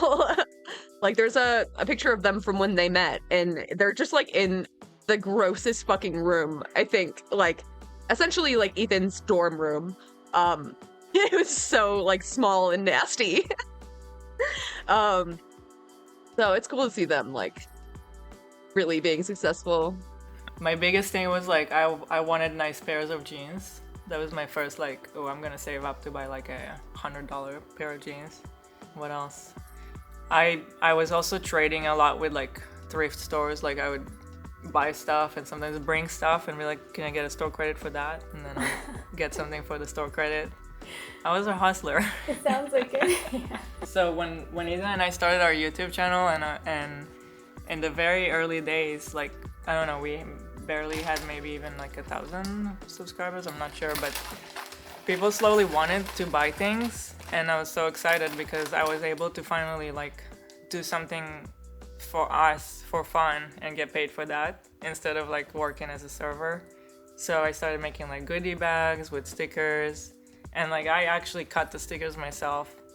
I did everything to like do it as low cost as possible because people were barely paying anything for it. It didn't really make sense financially because I was doing everything, spending hours on it. This is when you had 1,000 subscribers? When you I think, I don't know how many, it was very little. Mm-hmm. Damn. You know, it's funny, I have one of those shits. No, you found it? Yeah, this is a binder that I brought with me from Israel. This I've had since like elementary school, by the way. I used to also sell some of my drawings for like $50. I remember my brother was telling me, you gotta sell it for more. And I was like, people are willing to pay $50? I'm stoked. Here it is. So I'll get sheets like that of stickers printed and then cut it myself and make little goodie bags. What else would you put in the goodie bags? Sometimes like I loved going to little No, wait, show that art. Oh, it looks so cool. cheap stores and put like silly things in there like a keychain or I don't even remember honestly, like just like fun little things. How interesting. I was happy for anything, so I feel like in my head it was a lot, but Mm-hmm. it was probably not a lot. Also, you said you might still have like a Dunny doll here, right? That would be cool to see. So what was happening, that was when I was already in art school. I was trying, the thing about art school was that it was a nice idea, but everything was like, anything could be art, but like, we're not actually gonna teach you any techniques or how to do anything. So I had no knowledge of sewing, and I was kind of experimenting and trying to learn too while I was doing it. And so I sewed this, what was supposed to look like a person, and it turned out looking like an alien or something super weird. And it was just sitting around, and then when we were shooting some video, Ethan grabbed it, and it became kind of like something that he was using as a prop. And then people were interested in what was that weird thing.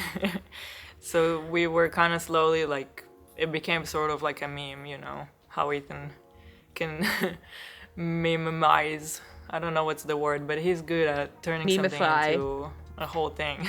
Yeah. So slowly people asked for it, and I was like, okay, I'll make 1 and 2 and 3, and it was like, I don't know how many I made in total, maybe like, I don't know, 30? Ooh, they're super rare.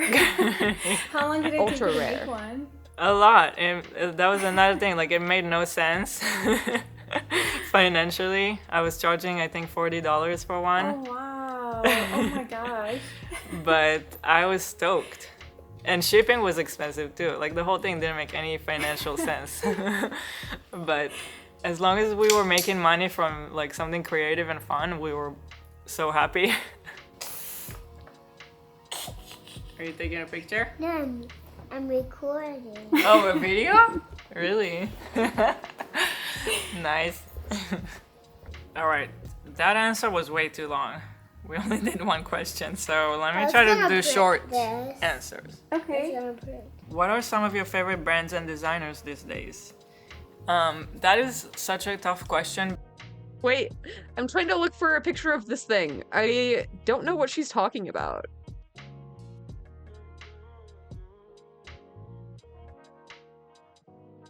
My idol would have to be either Mr. Rogers or Weird Al. Weird Al is funny. I grew up on Weird Al. The worldly individual and Weird Al could have done anything about him, yeah. A lovely person who likes to make others laugh. Yeah, true. Yeah, there's like one or two off-color jokes in some of his older songs. I haven't listened to like his newer ones, but yeah. I just liked his like creativity. He was like the template for Bo Burnham, you know? Because I look at everything all the time, but my favorite brands will change too very frequently. Right now I'm really loving Acne. I'm loving Oh, interesting. Dunny doll. knowledge of. So what was happening, that was when I was already in art school. I was trying, the thing about art school was that. Oh god, I found it. Oh god. Oh god.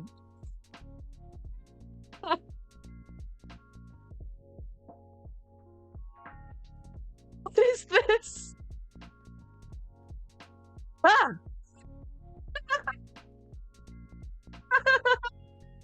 Like a nightmare. What is that? It was made to be a meme. It was born as a meme.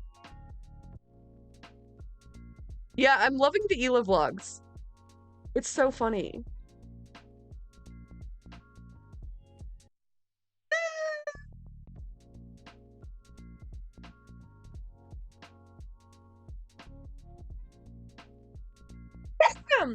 Ela was telling us about this like ultra rare item she used to sell. She made like 30 of these.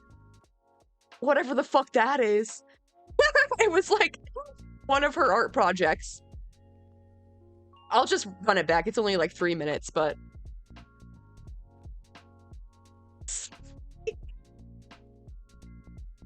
oh, it's so good. They're so cute, dude. Look at them. Skinny legend, holy shit. That I was trying to see. So what was happening, that was when I was already in art school.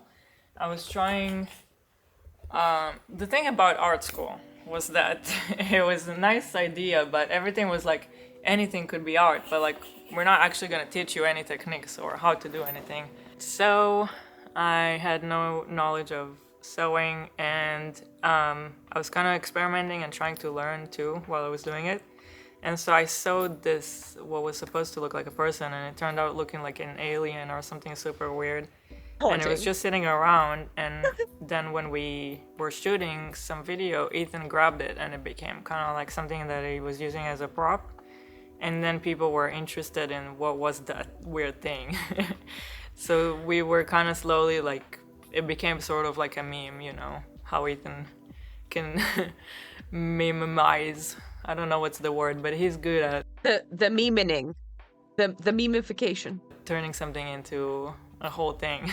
Yeah. So slowly people asked for it, and I was like, okay, I'll make 1 and 2 and 3, and it was like, I don't know how many I made in total, maybe like, I don't know, 30? Ooh, they're super rare. How long did it take you to make one? A lot. And that was another thing, like it made no sense. Toy I once owned called Vac-Man. Rubber-skinned doll with a monstrous plastic head and filled with sand. A vacuum pump on its ear? I'm sorry, I have to look this up too. It broke easily? God. Vac-Man. The Vac-Man. It does kind of look like that.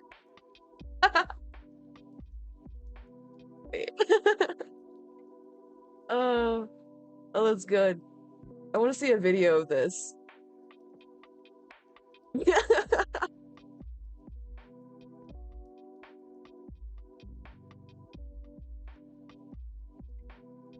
Oh my god, is this a real ad? I love old ads. Stretch Armstrong, I will destroy you. Introducing Pac-Man, Stretch Armstrong's arch enemy. Use the super sucking back pump to turn him into a mutating monster. Oh my god! Into villainous proportions. He stays that way until you press his cybernetic button. What? But will this be the end of Stretch Armstrong? That's crazy. Stay tuned. Pac-Man, Stretch Armstrong's arch enemy from Pac-Man. Well. It's kind of dope, right? Yeah, it's actually kind of cool, though. It's actually kind of cool. Why? It's just so absurd. Pac-Man. That, what is that? The texture, it's so gross. That. A mutating monster! God, I love old commercials. It's so much more absurd than anything AI will ever make, you know? Financially, I was charging, I think, $40 for one. Oh, wow. Oh my gosh. In a way. But I was stoked. And shipping was expensive too. Like the whole thing Dude. didn't make any financial You could resell that for like thousands now, probably. sense. But as long as we were making money from like something creative and fun, we were so happy. Aw. Are you taking a picture? No, I'm recording. Oh, a video? Really? Nice. $150? It's not bad. It's not bad. It's so cute how Teddy like wants to like design clothes and like film videos. Like, aw. All right, that answer was way too long. We only did one question, so let me try to do short answers. Okay. What are some of your favorite brands and designers these days? That is such a tough question because I look at everything all the time. But my favorite brands will change too very frequently. Right now I'm really loving Acne. I'm loving Sandy Lang. I mean, I'm still always inspired from vintage stuff all the time. Sandy Lang and also Shu Shu Tong. They have this kind of like very classic aesthetic right now that I really like, and it's sort of like tailored, and it's like feminine but not overly feminine.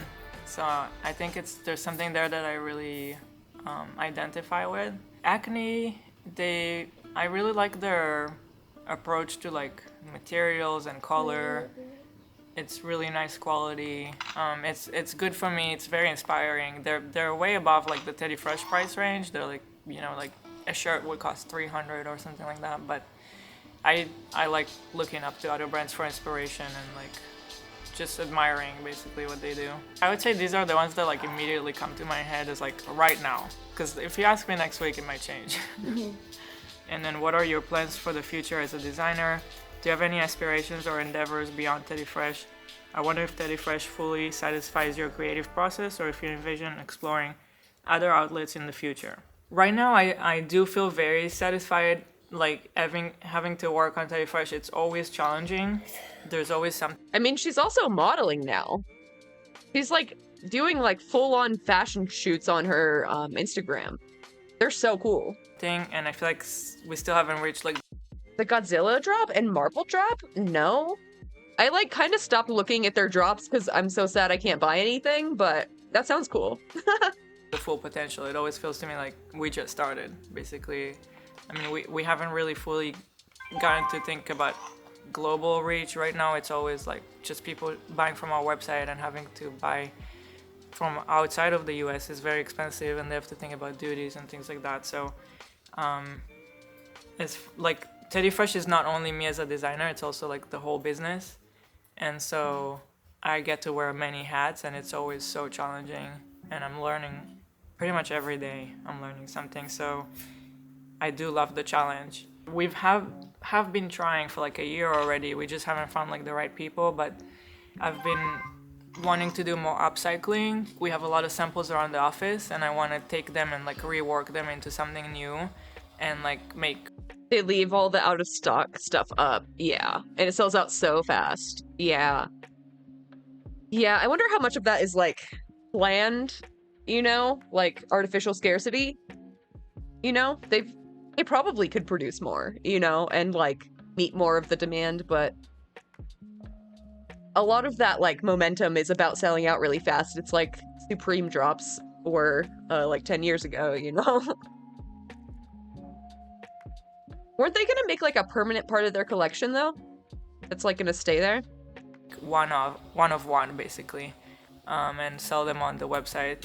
And I think it's a good story for sustainability, using something that's already just sitting there and clearing space for us is good. And also it's just kind of like the repurposing of something old into something new is cool. I also want to like... Hi, Ashton Crowder. Any relation to Steven? I'm kidding, welcome in. The classics, cheaper too, hell yeah. The most tongue-in-cheek piece of merchandise I've seen. Hell no, good. I don't know, I have to think about that.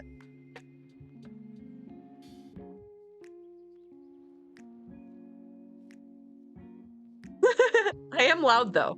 Alright. Take that. Take vintage stuff and mix it with Teddy Fresh, because I have a lot of vintage samples that I collect too. And another thing that I want to try is maybe make people a red carpet outfit that's designed by us. So like a one-off Teddy Fresh red carpet dress would be really cool. So those are some things that I've already been trying for the last year, but it takes time to find the right people and figure it out. Well, that's... Thank you for the follow. I don't know if this qualifies as tongue-in-cheek, but this is like one of my favorite items Teddy Fresh has dropped. It's kind of like the opposite of tongue-in-cheek. It's just like outright. Elon Musk is a piece of shit. Loser.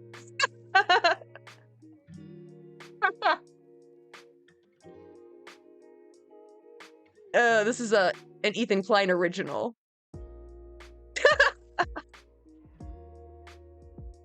It's been quite long. The Invisible Girl from My Hero Academia. They released a posable action figure of her that was just a stand with shoes and gloves. That's clever. I like that. Mark Zuckerberg one too. Oh yeah. But that's a lot of stuff like I didn't know before. Okay, good. Yeah, that was really interesting. Also, who are these people? It's a stock photo. I thought this frame was really cute, so I ordered it on Etsy, I think. It came with this photo. I need to change the photo. Yeah. So this dress is finished. It's using all of our yeah, I t-shirts. did see this dress on her Instagram. It's so sick. So sick. It's from the Marvel collab, and I'm gonna go try it on right now and see how it fits. That's what I'm talking about, being sewn in. Dope. Hey, it's so cool. Catering is fantastic. Yeah, I kind of like it long. Yeah, I like Kansas. This is fun. Yeah, it's amazing. It's really Amazing. great. It's like the perfect like format for this type of dress, like a patchwork dress. It looks like an actual like comic book. Like, oh, I love that. What was the other one? The other. I'm gonna put it on right now. Woo! Okay. The other one is also very cool. Oh. outfit change? Yeah.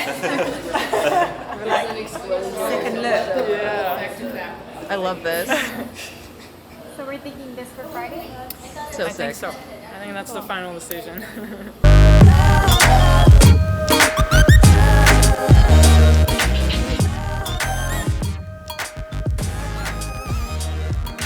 All right.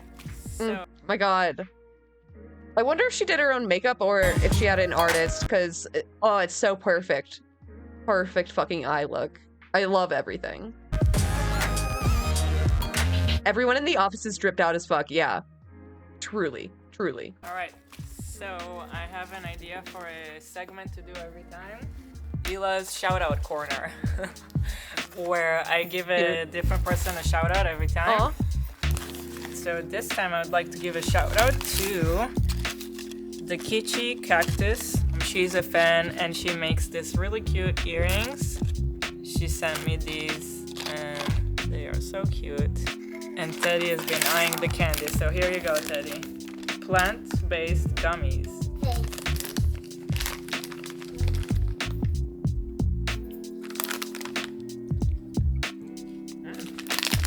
Closed.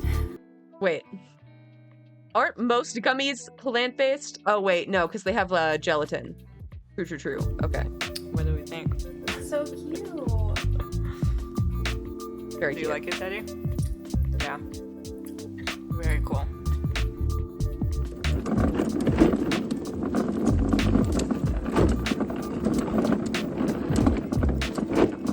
I really like her vlogs. They're like really good. I'm not like huge into vlogs, but I like seeing what Hila's up to. Hello everyone, this is your Daily Dose of Internet. I guess the school didn't approve of this teacher's yearbook photo, so they put a sticker on top of it. What? What the heck? They put a sticker on there? Hey, no.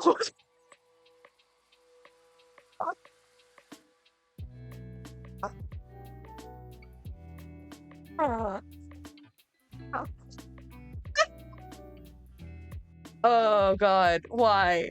What is this?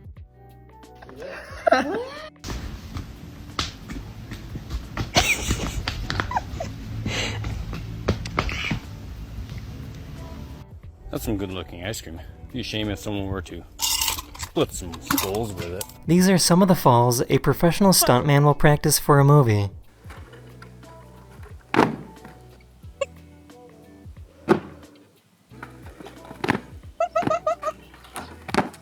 This guy is training his rat army to take The sound, dude.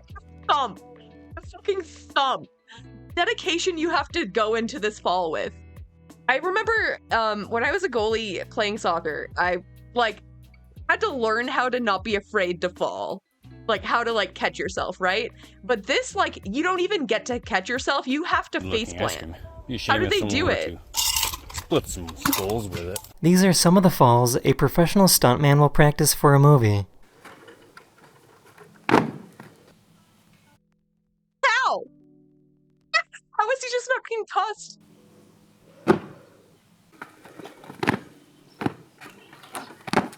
This guy is training his rat army to take over the world.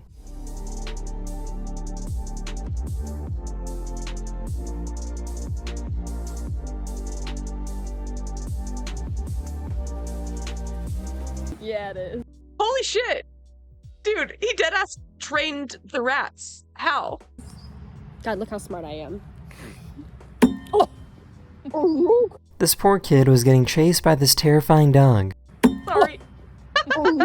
This poor kid was getting chased by this terrifying dog.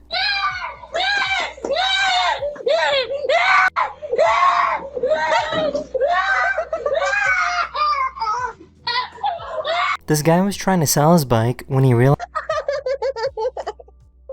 Oh, the poor kid. Oh, the poor kid. He probably has dog trauma, but that was very cute. he was about to get jumped. Where'd you get this? Sorry. Yep. Hey, very good. Can I see? No. What the?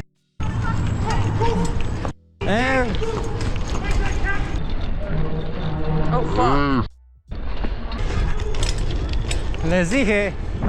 These doctors were taking care of Holy shit. Dude. Man was thinking fast.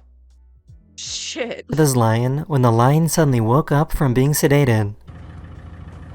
Ain't no way. Watch out, watch out, watch out. Ema, Ema, Ema, Ema. Ema, Fuck. Ema, Ema, Ema. He zooted. Relax, relax, relax. Zooted.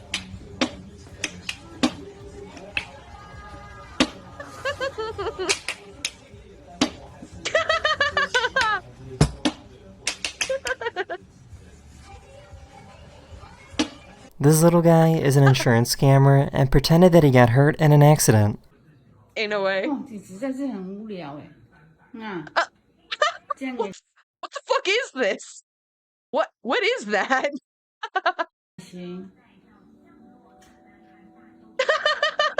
So I guess animals can get voice cracks as well.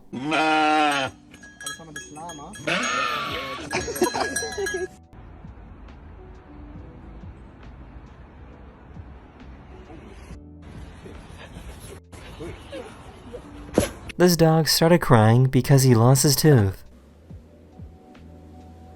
Aw. It's okay, don't cry. You're fine. You'll get it back. These police officers rescued this kangaroo that was swimming in Poor doggo. the ocean.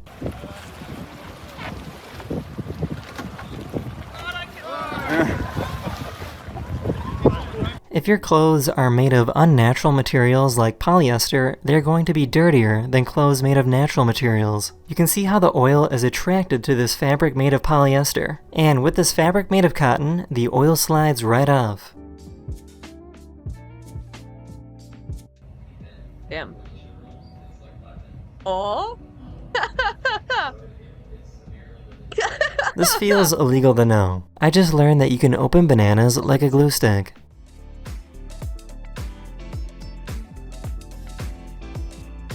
Okay. What?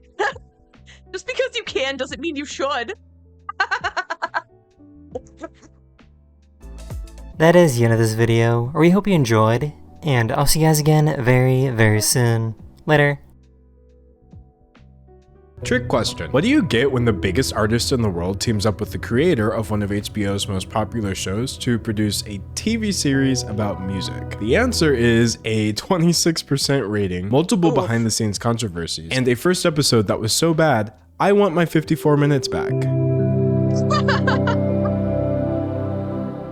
Oh god. Hi, I'm a random person on the internet. You're a random person on the internet. And together, we're here to talk about The Idol. But first, let's talk about The Weeknd. Between his numerous #1 songs like Starboy and Blinding Lights, or the fact that he was the first artist to reach 100 million monthly listeners on Spotify, there's a pretty high chance that you're already familiar with his music. But he's also no stranger to the worlds of film and television, playing himself in Uncut Gems, as well as on American Dad, where he even has a writing credit.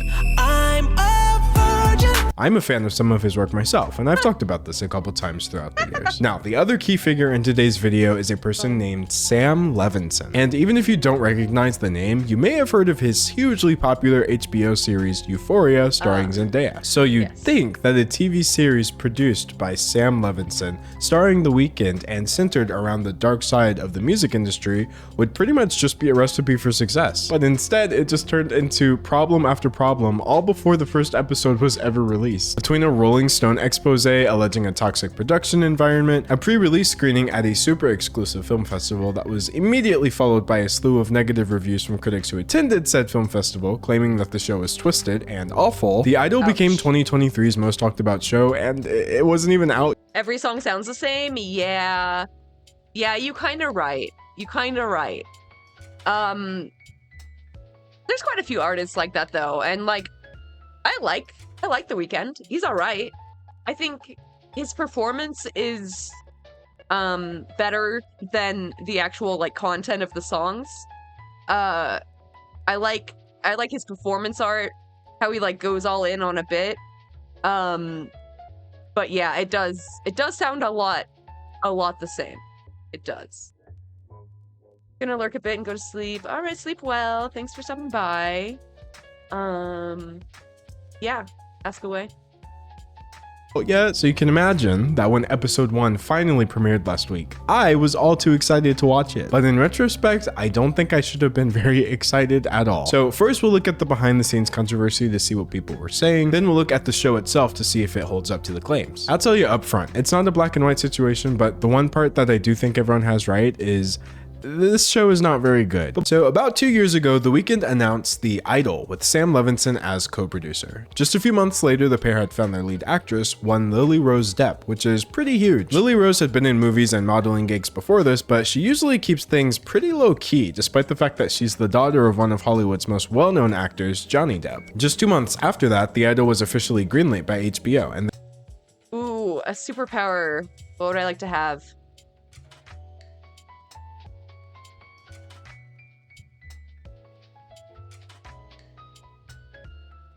Oh, that's hard. I used to say that I wanted to read people's minds, but now that I know about what goes on inside people's minds, I think that would be terrible. Maybe like, I don't know, the ability to spawn new weed whenever I wanted. I think that would be pretty dope. Just roll up to the party. Oh, I don't have a bag? It's okay. Here's an ounce. Oh, no. I'm your new god. Oh, shit. Okay? I'm your new god. I only gave you those 2 options. Okay? Just Jesse JB gifted a tier 1 sub to Nikki AD. They have given 13 gift subs in the channel. Thank you for the sub gift. I appreciate that. Yeah, I think spawning new nugs would be pretty handy. Otherwise maybe like time travel? Maybe time travel? I don't know. I'm gonna think about that more. I haven't thought about that in a long time.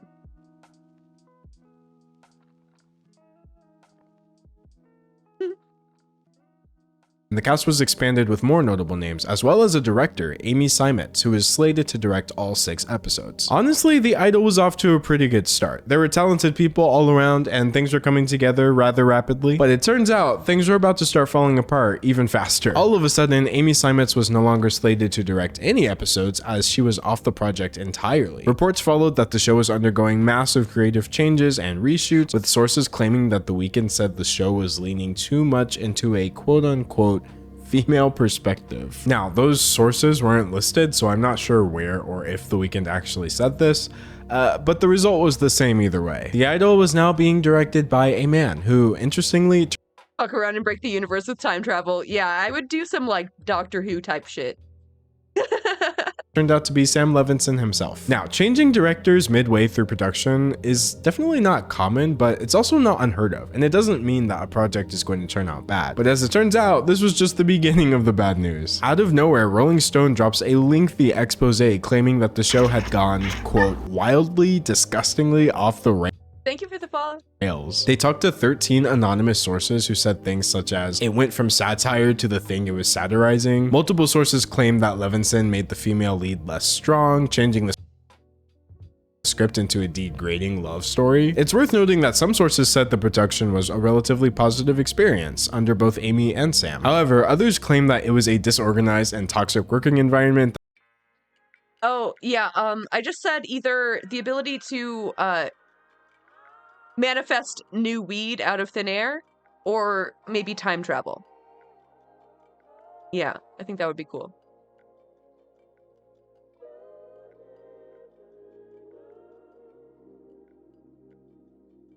That took a toll on their work-life balance. Regardless of the specifics, one thing was clear. The Idol had officially turned into a PR nightmare. And so The Weeknd decided to put out a statement using a clip from the show itself. Shortly after the article was published, The Weeknd posted this tweet with the caption, "Rolling Stone, did we upset you?" Rolling Stone? Are they a little irrelevant. In this clip, Lily Rose Depp's character is turning down a Rolling Stone cover photo shoot opportunity. It's pithy, but as far as responses go, I don't think it's very good, especially since a lot of the things in that article would be pretty serious if they were true. In fact, all that clip really did for me was just make me worry about the quality of acting we were about to get in this show. I don't know, I feel like it might be kind of past its prime. You know what I mean? Yeah, nobody cares about Rolling Stone. It all just felt kind of stiff. Wait, with a cap on how far I could go back? With multiple jumps. Why a cap? Interesting. But at the time, I just chalked it up to the scene being out of context. Oh, if only I knew the truth. Wolverine claws, but they extend to any distance I need. Oh my god.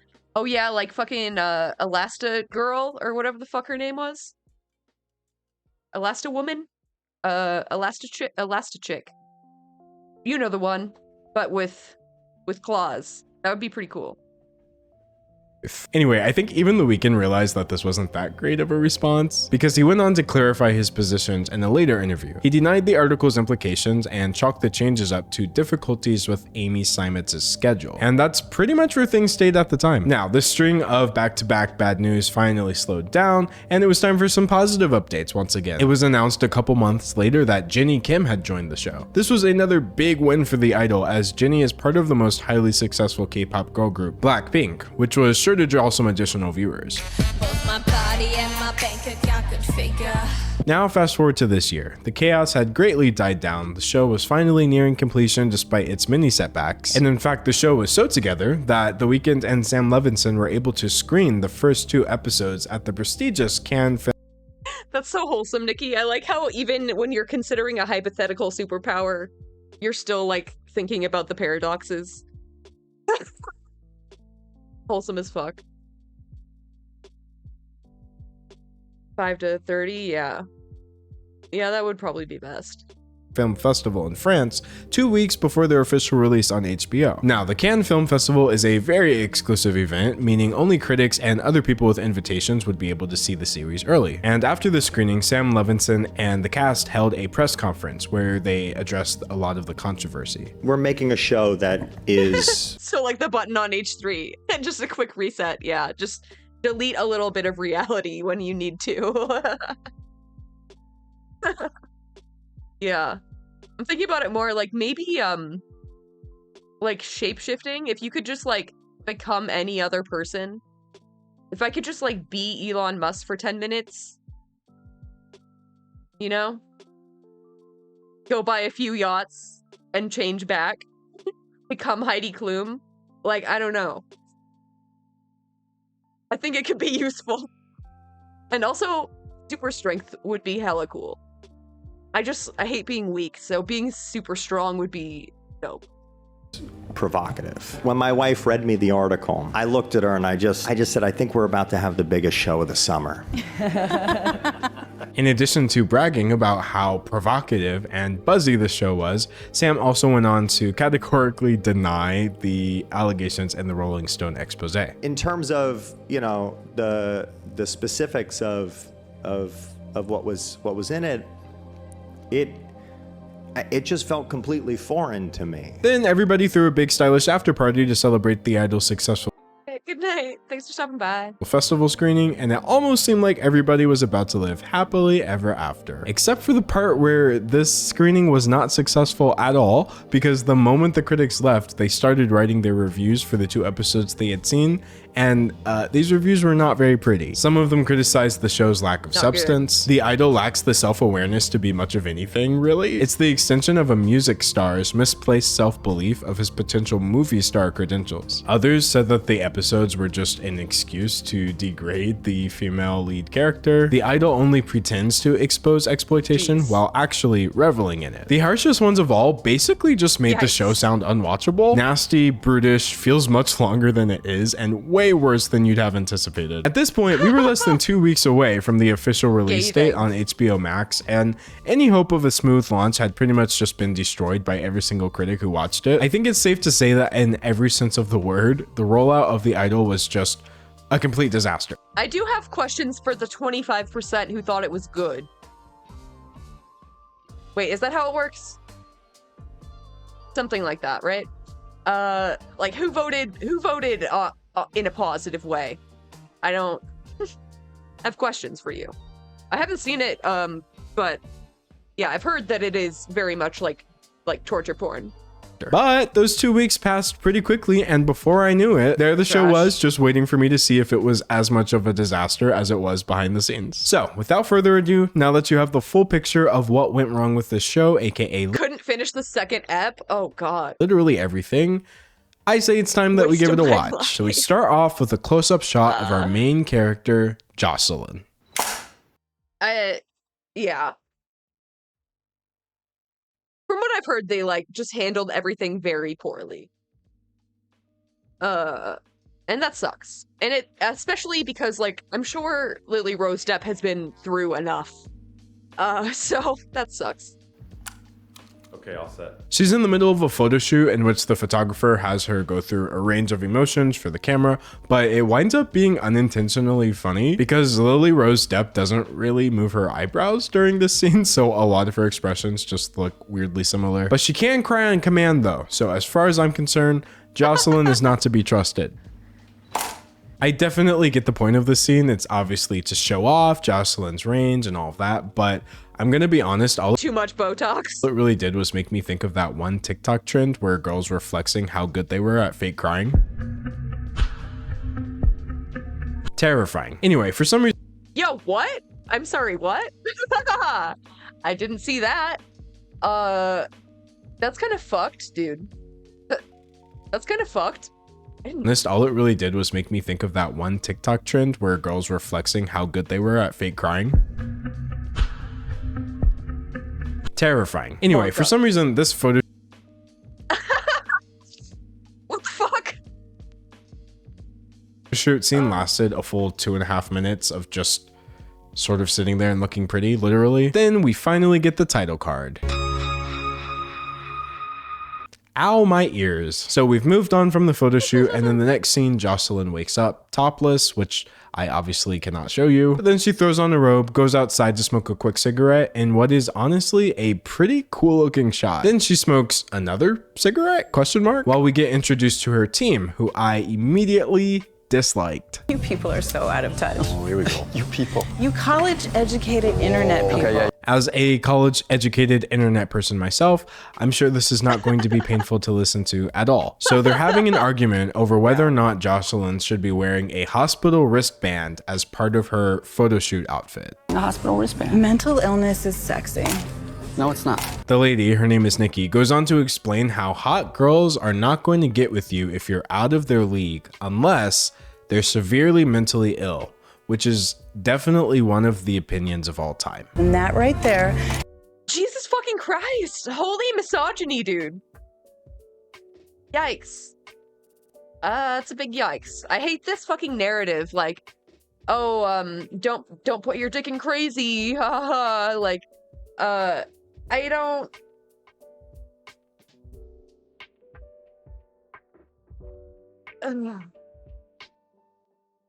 I have thoughts. I just don't have the energy to elaborate. I think you get it. Is why mental illness is sexy. Instead of attempting to unpack any of that, I actually just realized, did the show open on a photo shoot and then just move into another photo shoot immediately? Oh, beautiful. Then that's when it hit me. This is the opening photo shoot. We just jumped back in time for a second to see her wake up half naked because reasons, I guess. But now we're back and we are still in the opening scene. But this time, there's conflict. If you want to show your body, which would be great, we have to change the nudity rider. So he, like we, sees that Jocelyn has disrobed and is now displaying her bare chest to the camera. And a nudity rider, like the one he's describing, is a contract between the celebrity and the production where everybody agrees ahead of time how much the celebrity is comfortable with showing. Like, it's a pretty important thing. It takes at least 48 hours. Okay, so I'm not allowed to show my body? Even though Jocelyn is pushing back against this and the show is kind of framing him like a bad guy, as an intimacy coordinator, it is literally just his job to make sure that everyone is sticking to the plan. That way people like Jocelyn are not pressured into doing things they don't want to do. But our main character just cannot be contained, I guess. Anyway, while this is all happening, Jocelyn's team members find out before she does that an explicit selfie of hers has leaked on the internet. What? On her face? What? They don't show the selfie here, but I'm sure you can guess what's on her face if you feel like doing that. Definitely not the kind of picture you want just floating around the internet, but right now Jocelyn doesn't know because she's too busy not wearing clothes. So the team gangs up on Jocelyn's friend / assistant Leia to see if she knows who's responsible for this picture going public. And dear God, they are so mean to her. But I'm also trying to be a good friend. You're not a friend. You work for her. Don't you lie to me. I'm not. First of all, please leave her alone. But secondly, the acting is actually pretty good so far. To be clear, her team members all seem like horrible people, but they seem like believable horrible people, which I think is pretty cool. This is also the part where we find out that Jocelyn's team lies to her, like, all the time. What's going on? We're just ordering lunch. How you doing? So as per the other team members' requests, Leia hides Jocelyn's phone, that way she doesn't catch wind of the leak. Meanwhile, as per Jocelyn's requests, the guy who was yelling at Leia, Haim, he decides to do something about this pesky intimacy coordinator. But his solution is apparently to lock the intimacy coordinator in a bathroom? There's a bathroom. Yeah, it's a very big bathroom. Please. Like I said, Jocelyn couldn't be contained, but I guess this guy could. Anyway, this is definitely where I felt like the show's messaging was a little unclear. Obviously, they are presenting Jocelyn's team as the bad guys for falsely imprisoning a guy just so that Jocelyn could take nude photos. But at the same time, I also did feel like the show was presenting the intimacy coordinator as a problem as well, which would be a really weird thing to do considering his whole job is to just prevent exploitation. But regardless of intentions, we never see him again in this episode, so I guess in the end it doesn't really matter. Anyway, Nikki from Jocelyn's team now finds out about this photo, and I actually kind of like her reaction. Who did this? We don't know, but we're gonna deal with it. That brazen little minx. I mean, I don't like the phrase "that brazen little minx." That sounds like something that would belong more so in The Great Gatsby, but I just like the hypocrisy of it all, right? Mental illness is sexy, and Jocelyn should be allowed to shoot nude, even against the rules. But this picture is actually really, really bad. And the only difference is, unlike Jocelyn's image or this photo shoot, they can't control this picture. And so therefore they don't like it. But that's not going to stop them from trying to control it. We're the #1 trending topic on Twitter. Okay, so another one of Jocelyn's team members has shown up. I don't even really know his name, but shout out Dan Levy. And together they're all going to get this situation back on track without Jocelyn even knowing. But at this point, it started feeling kind of formulaic because like every 5 minutes, a new famous person shows up. And that's just to kind of, I guess, make us think that it's still interesting, even though it's 12 minutes in and all that's happened is one photo leak and a mild disagreement. Like, then another character shows up. I'm Jocelyn's manager. Talia Hirsch, Vanity Fair. Then another character shows up. Andrew Finkelstein. Do you have ID? Yeah. Okay. No, I'm from Live Nation. Like, I get it. The cast is casting. Now, could something happen already? Anyway, while Jocelyn is being photographed, there are dancers outside rehearsing choreo for her new single that she's going to drop. It's incredible. Honestly, this song, I love this song. It's good. World Class Sinner. World Class Sinner is quite the title, so I was actually very interested to hear this song. What good is a pop star without their pop music after all? Also, can we just take a moment to appreciate Dan Levy? Like, yes, his comedic delivery is always really great, but I swear even his facial expressions alone are enough to carry an entire show. Like, look at this face he makes when Talia from Vanity Fair introduces herself to Jocelyn. Great pop culture writers. I do profiles. Oh, we do profiles. So nice to meet you. I genuinely think Dan Levy is great. That's why I'm kind of sad that he's in this. Also, I really like Talia from Vanity Fair. I've never seen Hari Nef in anything before this, but I would like to see her in things after this. And it was actually at this moment that I realized, hold on a second. I find every single other person on screen to be more interesting than Jocelyn. And I'm pretty sure that's not how main characters are supposed to work. And even at that, the characters who are doing a good job are really constrained by the fact that so far, nothing is really happening. Anyway, we find out that Jocelyn used to be a child actress. I actually grew up watching you on Rock House. Oh my god, that is so sweet. Also, bruh, Jocelyn is a chain smoker. Like, baby, hold me closer in the backseat of your Rover. When did smoking become cool again? That's what I want to know, Jocelyn. To be clear, it's not and never was. Yeah, it's literally not. It's the least cool it's ever been. Any point cool. Anyway, looks like we're just in time for, you guessed it, another new character. We're going out tonight, you know that. So Jennie from Blackpink plays Diane, one of Jocelyn's friends and backup dancers. They do some Britney Spears inspired choreography, and we get yet another one of the Idol's gratingly on the nose lines. What Britney and Jocelyn have gone through is really unique, but ultimately... What do you mean Britney Spears inspired? Isn't most of pop dance inspired by Britney Spears? I mean, that's like saying inspired by Madonna. I don't... Universal. There's this crazy narrative device called subtlety, which is especially cool in films and TV because you can just show things and you don't always have to say them. But hey, I'm not the writer of the show. I'm just the guy struggling to get through the first episode of the show. Anyway, her team is having yet another tense conversation about Jocelyn behind her back. I'm just worried she's having another psychotic break. But she never had a psychotic break. Never had one. Apparently, Jocelyn is fresh off the heels of a psychotic break. Her mother has recently passed away, and her ticket sales are declining due to the fact that it's harder to market her to teenage girls due to her overly adult image. She's even struggling a bit with her choreo, so Diane has to take the lead at one point. But as they're doing their dance rehearsal, we finally hear Jocelyn's upcoming single, World Class Sinner. But the thing is, I can't really show you the choreography, which is really funny because I just called the show out for not showing things. But the dances that they're doing involve a lot of gyrating and grinding, and Jocelyn's bikini is not really doing the thing where it like covers your body in any way. So I'm not even gonna bother fighting with YouTube demonetization over this one. So let's just listen to Jocelyn's new single instead. I'm just a freak, yeah. You know I want it. So my official verdict on World Class Sinner is it's kind of mid, but it's not like making my ears bleed or anything. Lily Rose Depp can carry a tune, and the production definitely sounds like a reject from The Weeknd, but that is not necessarily a bad thing. In fact, I would almost go so far as to say the song would have been passable if not for these god-awful lyrics. I'm just a freak, yeah, and you know you want it bad. Oh, and then the next line. And we can meet, yeah, but I don't need to know your name.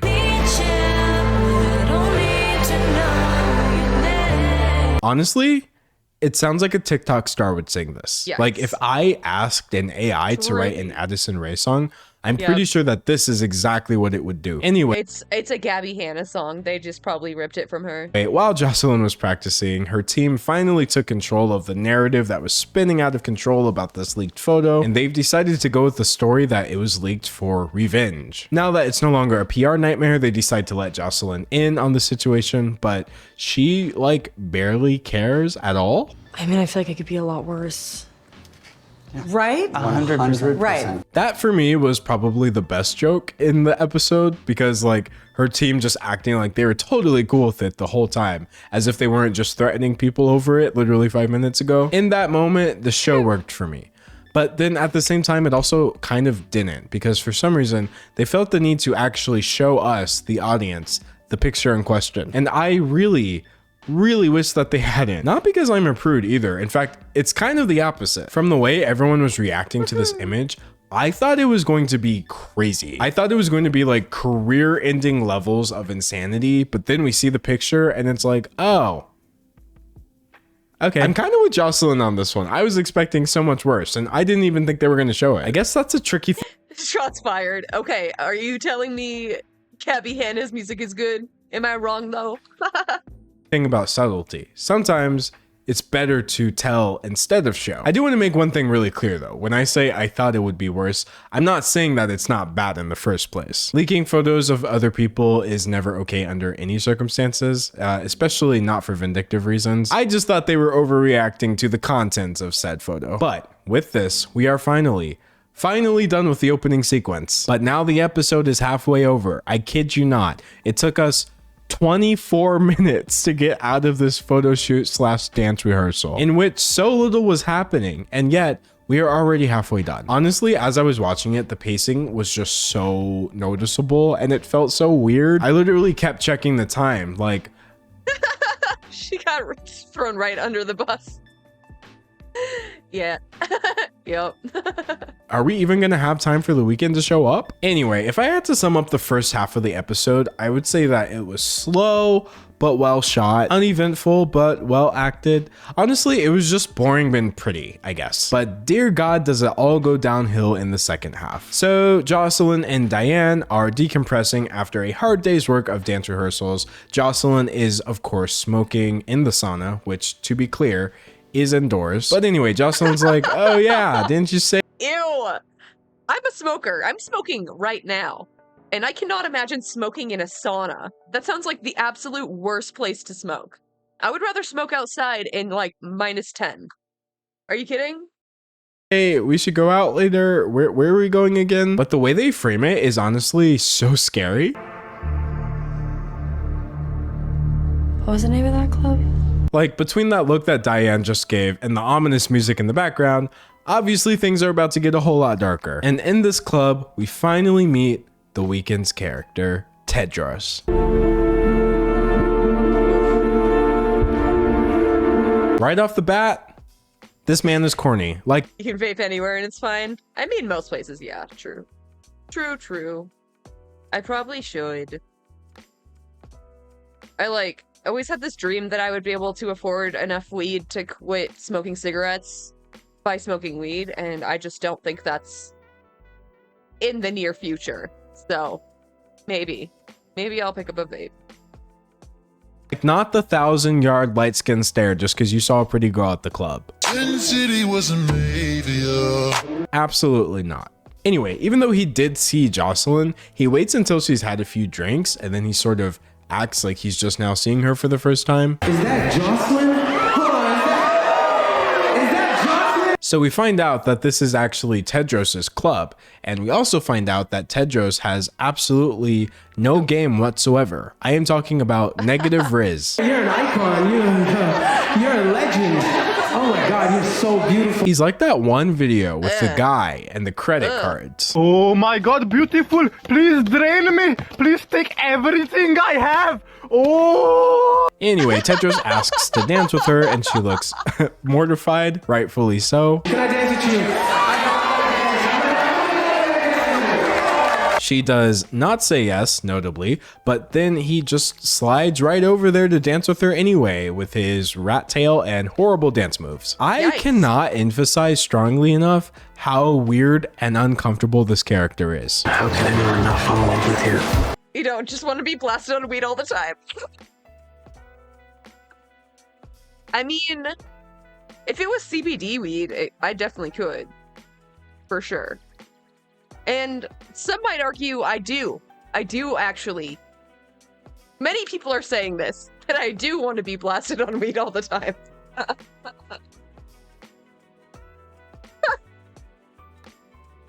No, it's probably not good.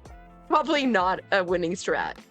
I don't even know you. But then, in what is probably one of the most why though moves I've seen in television in a long time, Jocelyn just totally goes for him. Like this greasy guy in a club who is embarrassing and strange. She's just like, yeah, this makes sense, and basically almost hooks up with him in a hallway. Now, while this is all going down, we see a few people in the club who are definitely going to wind up being important later. You can just tell. Like we have this one guy over here who looks like an Andrew Tate follower. We have this other guy who is basically what Tedros is trying to be, except it actually...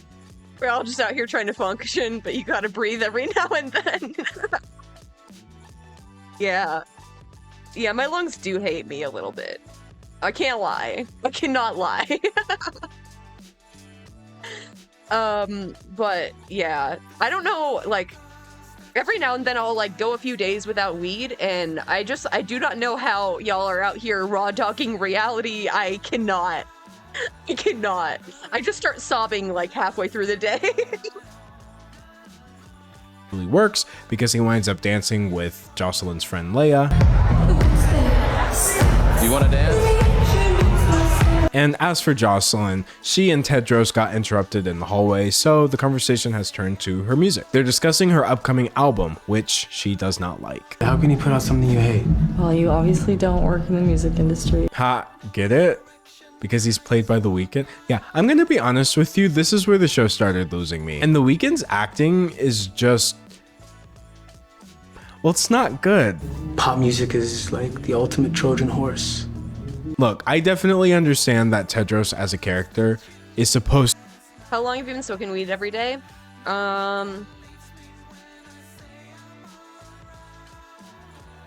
Yeah, probably since college. I think like my sophomore year. Thereabouts is when I started. And before that I was smoking like a few times a week. Like pretty often. Yeah, it's been quite a while. Let's see, I started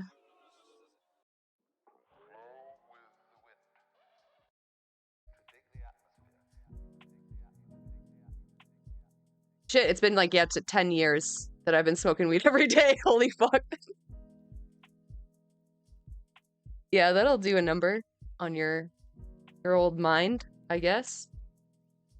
To be creepy and disconcerting and kind of weak, I guess. And this can be pulled off really well, where a character is intentionally super hard to watch because of those reasons. Like if you've ever seen The Staircase, that's a really good example of a character who is like this. But the problem is, I think it takes a fairly competent actor to play a character who is acting tougher than they actually are. Because that's basically 2 levels of acting at the same time, and to be real, I don't even think The Weeknd is on level 1. You got the best job in the world. You should be having way more fun. I cannot watch him without thinking about the fact. Probably some form of permafried. I mean, yeah, at this point, like, I don't know any different. It's like fucked, because every time I stop smoking, I deadass like have the worst nightmares of my entire life. And it gets worse every time. Like every time I get sober, it's like 10 times worse. Just like so many nightmares. I don't know if I'm still having the nightmares when I'm high and I don't remember them. It does seem like I have more pleasant dreams when I am medicated. But I don't know, like if I could like restore like a natural state of not nightmares. You know what I mean? Is it going to take another 10 years? Because I'm not going to do that. Consciously that I am watching The Weeknd pretend to be someone else. And I don't think that's how good acting works. Anyway, Jocelyn returns home and we get this one scene which I will not be showing you. Are you noticing a trend here? And in this scene, she starts choking herself while touching herself. And I was like, wait, why am I watching this? Like, I get the point. Not any worse than other meds like Pharma. Vape Naish. Yeah. For real. Vape Arc. Yeah. I don't like vaping weed. Like, vaping flower doesn't work. It doesn't, like, get any of the effects. And then, like, vaping, like, oil, there's so much shit in there. Like, I know because I sifted through the shit that goes into the oil. It's often like unsellable weed with botrytis or fucking mold or whatever the fuck. And like, I don't believe that all that is pulled out by extraction. I don't think it is. And it's like really expensive to buy like high quality, like actual like organic vape shit.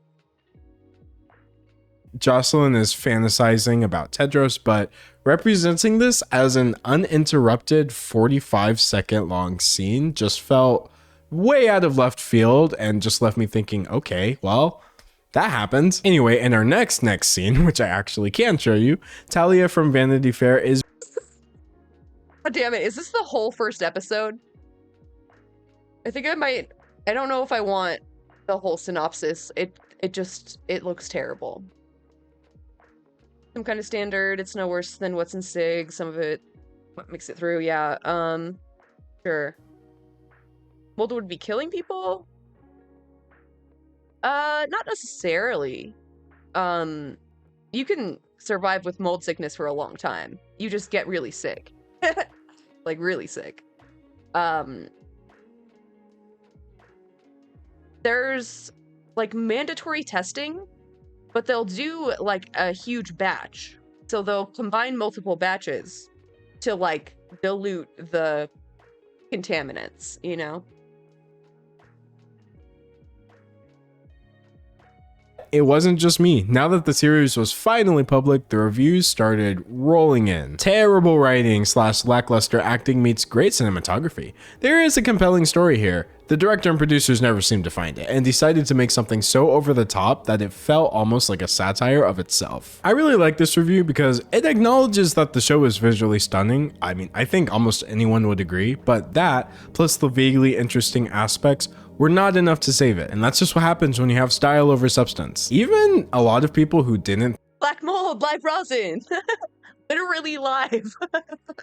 think it was terrible still didn't seem to like it that much either. The first episode was completely flat. There was no solid primer that introduced me to Jocelyn's character. The tale felt rushed and the dialogue was choppy. Then again, there were of course people who liked the show for what it was at face value. Not sure why critics are hating so much on the series. I thought it was great, especially the cinematography, music, and overall style. It's still too early to judge the story. I like that this person barred up the critics because So optimistic.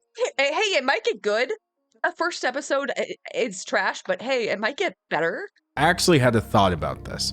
So episode 1 was obviously an excruciating watch for the aforementioned reasons, and yet I too don't think it was anywhere near as bad as the critics were saying, and I think that's due to one of two reasons. Either the critics are all exaggerating and copying each other, which honestly would not surprise me in the slightest, or the second episode that they watched at the film festival was the one that has them all messed up like this. I'm sort of leaning towards the second episode of the show must just be awful, but of course I would have to wait for it to come out. While I also agree with this commenter that 1 episode out of 6 is not enough to judge a show, I absolutely believe that 2 episodes out of 6 is more than I don't know. I saw like 30 seconds of clips and it looks very stale. enough to judge the show, because at that point you have watched a third of the series. So I'm thinking we could solve the viewer-critic discrepancy by just watching 1 more episode, which I don't know if I am strong enough to do, but I'll talk more about that in a second. Now, as we saw, not everyone hated the show, but even at that, the audience score is still sitting at a very sad-looking 58%. And out of all of those reviews, if I had to sum my feelings up just using 1, I think it would be this one. After seeing all the bad reviews the show got, I really wasn't expecting much. And yes, as expected, it's creepy and problematic, but I didn't think it would be this boring. I guess they were trying to go for a dark theme and get people to see it by being deliberately controversial, but it just doesn't work and feels incredibly tryhard, and it's not as bad as it is unremarkable. Personally, I couldn't agree more. In fact, I would even go It's like one of the worst critiques I think you can give a show. It's just unremarkable. so far as to say being boring is worse than being bad in this specific case, because even a bad show could still be provocative like Sam Levinson was claiming. In this show, a lot of the stuff is presented so scandalously, but it's 2023 and like none of this is remotely surprising. You can find more out there content by just watching pretty much anything else on HBO, and there's a much higher chance that that would actually be good. Anyway, as defensive as the press tour for The Idol has been, I only suspect it's just going to get worse and worse as more episodes come out. Sam Levinson, Lily Rose Depp, and The Weeknd all did this joint interview right before the episode was released, in which Lily Rose tried to defend the intimacy coordinator scene while also still somewhat implying that intimacy coordinators are a nuisance. In fact, even other actors from the show were doing I totally respect and love intimacy coordinators. I think they belong on sets and that it's important to make everybody feel safe. I'm very comfortable saying, I'm fine to do this or not do this, but some people aren't.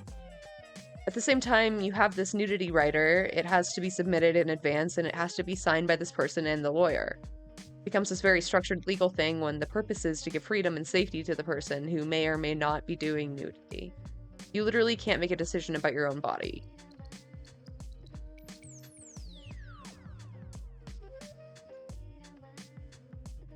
I feel like that's kind of valid. Honestly.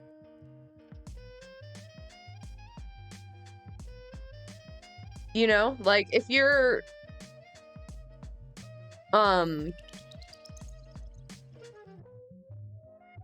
if you're like saying like, no, I don't want to do nudity in the scene, then you have to go through the lawyer, another person.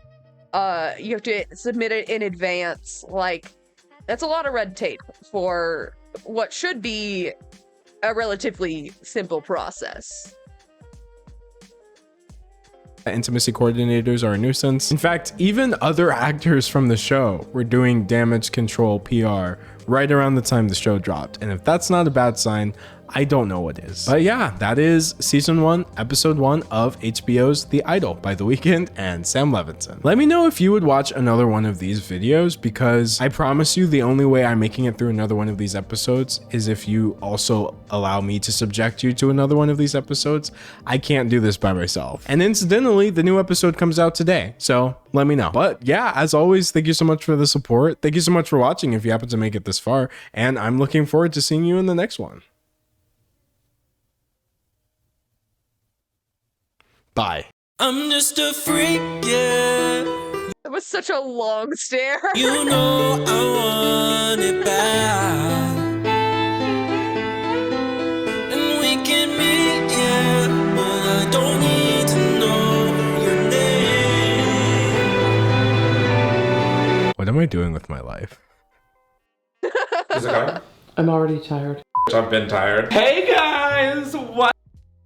New Chris Clemens. Oh, I love him. I love him so much. Got a plant haul and tour in his new house. Let's fucking go. Is it going? I'm already tired. I've been tired. Hey guys, what's up? Welcome back to the channel. I think I'm ditching the intro. Sorry. No. Buy my shirt. Buy my hat. Buy it. Chris's intro is the most consistent thing in my life. No. Bedtime for me. Sleep well. Thanks for stopping by. To the Library of Tags Tomorrow to your Gmail. Thank you, thank you. Get your f***ing ass up And join my Patreon. You know, I'm just like almost 30 and it's getting a little weird, like I'm kind of welcoming a cult congregation, you know? So a video I made, where are you going? Mom, stop. So a video I made while I lived in LA. Mom, seriously. A video I made back when I lived in LA and like really got into plants as an adult. I kind of showed you guys all the plants I got and we potted them and it was just a whole time. Now that I'm in my new house that I own, I've realized that I've acquired a lot of fake plants, but I have also acquired a lot of real ones now. And I figured we'd do a plant tour. I'm wearing some plants, I'm drinking some plants, like green tea, like matcha. Shout out Hustle. Love ya. Then I figured I'd show you my plants, so let's go. I don't know where I'm walking. So the first plant on our tour is in my kitchen, and it is this one right here. I was gonna repot it, but I kind of liked the distressing of it. I don't really remember what the name of it is, but I do know that I have to water it like 6 times a week. It is kind of finicky and it does lose a lot of leaves, but it's like a nice, pretty, low-key, next to my sink. Oh my God. F you for laughing. Now, in my dining area, I have this plant, which is an olive tree. It is a fake one. This is a fake olive tree I got on Etsy. I'm really particular with my fake plants because if it looks fake, I don't want it. When you get close to this one, you can see that very much like Barbie, it's made of plastic. I like having a mix of live plants and fake plants because it makes the fake ones look real. I guess. She's great, love her. Found this base. I don't know. That looks pretty fake to me, but you know, slaking. Sorry, my fake plant is giving me allergies. Sorry. I love this tree, it's solid, it just is there. I found this vase at an antique store in Los Angeles and I love these big wooden kind of vases. Guys, this is the newest edition of like 12 Hours. This is so exciting to me because I had this tree in my office in LA and it's a Ficus triangularis. Yeah, I still know Latin. Listen, I just needed to give it some CO2 to feel welcomed. I randomly found this tree at a nursery in LA and that's when like I fell in love with it. I since gave it to a friend to take care of and it's thriving. But I saw this last night and you're coming home with me is what I said. There's like 4 or 5 different trunks, so I'm gonna kind of separate these into multiples and like get them to you know, become trees. I'm just super excited to have found this, and I don't have her in a pot yet because I don't have a pot, but... Very cute. Very cute. This one, it could use some love, but you know. She'll get one. This is my front hallway, and I usually have a big vase with a bunch of fake plants sticking out of it, but I moved it because I just recently got this one, and it's a real plant. No idea what it is. It's so cool. I've never seen anything like it. I got it at Ott's. If you watched my old vlog that I like just put up last week, it's like a little purpley and green, and I just think it's so pretty and fluffy. That is very pretty. It's just like a fake fern that I found in California. I'm not really a huge fan. Ooh, I like the pot it's in though. So this is the big cauldron pot thing that I keep next to the mirror that I just showed you, but I moved it literally this morning to see what that looked like there. Don't think it's gonna pan out, so I think it's gonna go right back there. But these are all fake. You can kind of tell, but I don't care because it adds some nice greenery to the hallway, and I don't have to worry about keeping it alive. Cheers to that. This is right next to my front door. This is the second olive tree that I bought from Etsy. It's like from the same seller, but it's a bigger size. Just really, again, love it. I know it won't grow. Okay, so a secret to fake plants, I get a really nice like vessel or a pot or something. I took it out of the original base. So it's literally, this is just a stem with a bunch of in there to basically keep it straight. And then I get different kind of mosses and I put it on top so you can't see anything. You have to take some of the fake leaves off of the tree, put them in the base. I've had so many friends be like, this is real, and I'm like, no. Or on the floor, if you're into it. No, I'm not into that. That's a little too much clutter for my liking, but got it. Love the spirit. So this is my living room. I'm obsessed with this room. This is The dedication to making your fake plants look real. Kind of iconic. Is a fake plant that I have watered a few times because I forgot it was fake. I think I got it from like Target. It's really not that attractive, honestly. Okay, well I didn't ask you. I like it.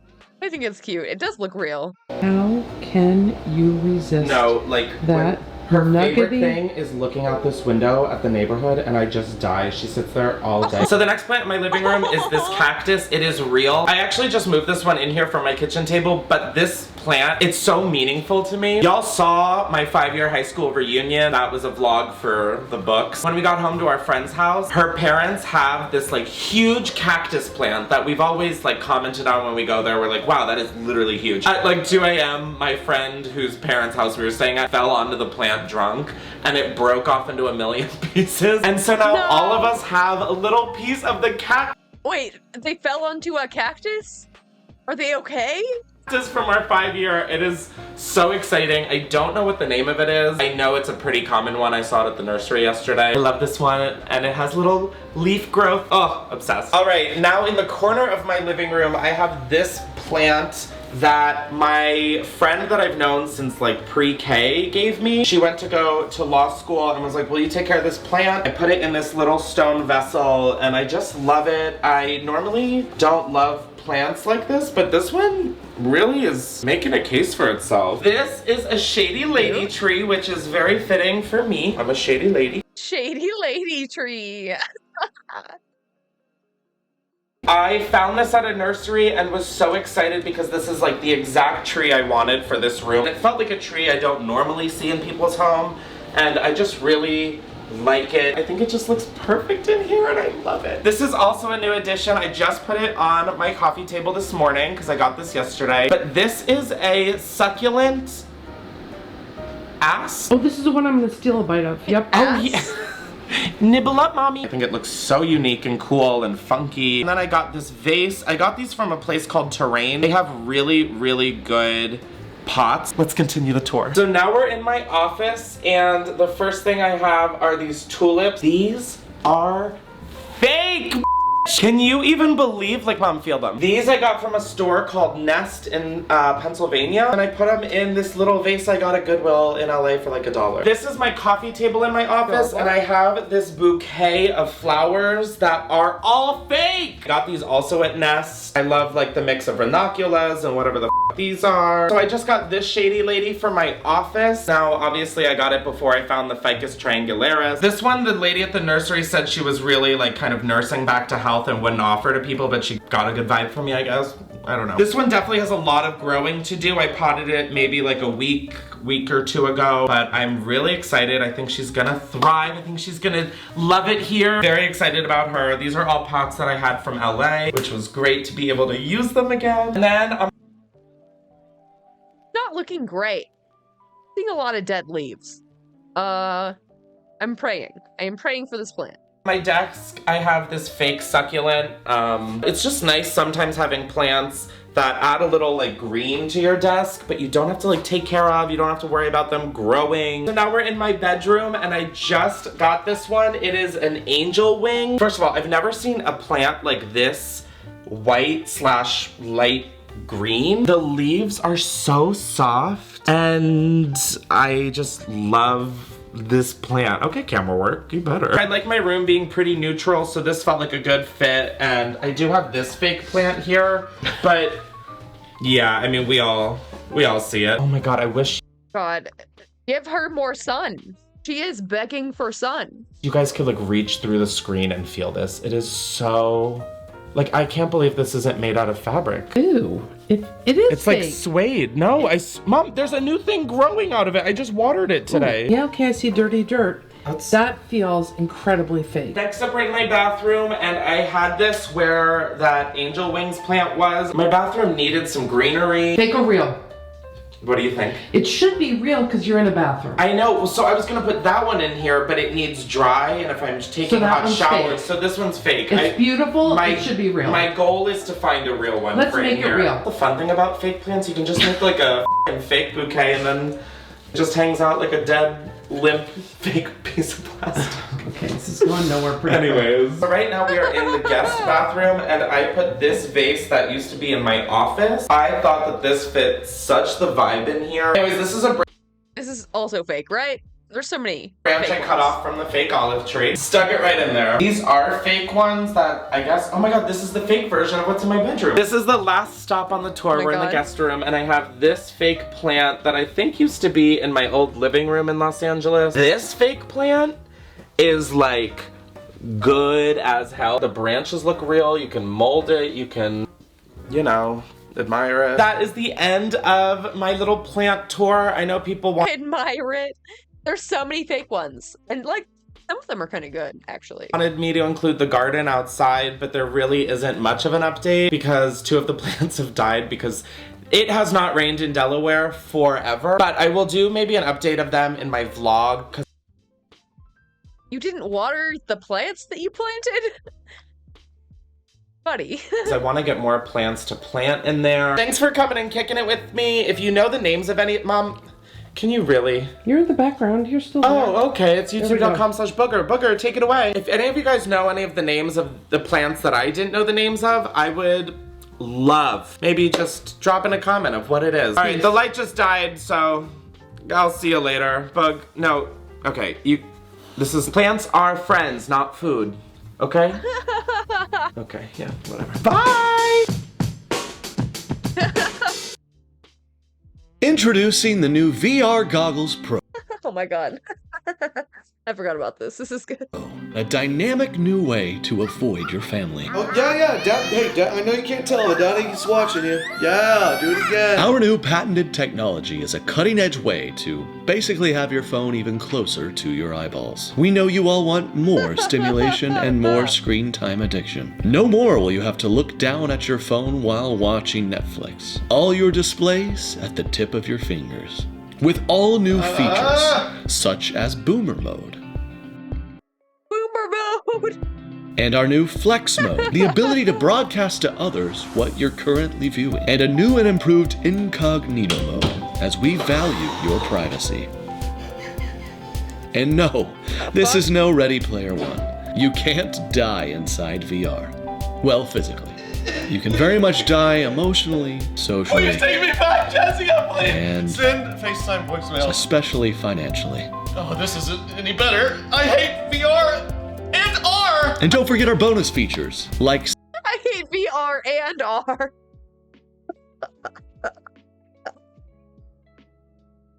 Oh God. Samsung Detection. Danger, danger. Green text person. Run away. That person's up. Our new AI-enhanced Siri. Power swiping detected. Stop, stop. Yes. You will regret Shut up. this. When she's a 10 at 2, but I do at 10. So, for the price of a used vehicle, get a phone that straps to your face. The new VR Goggles Pro, exacerbating the loneliness epidemic one innovation at a time. 90% of y'all gonna use this for dirty stuff. We know that. For real. Most of VR is gonna be porn. For sure. That's real.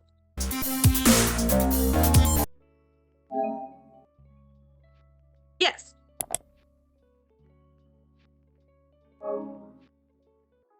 Yes. Yes.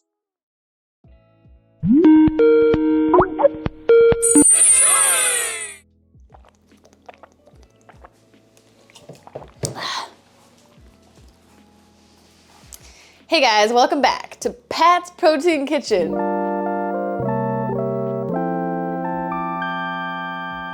Today we're making protein rice pudding. Ooh. Oh. Intrigue.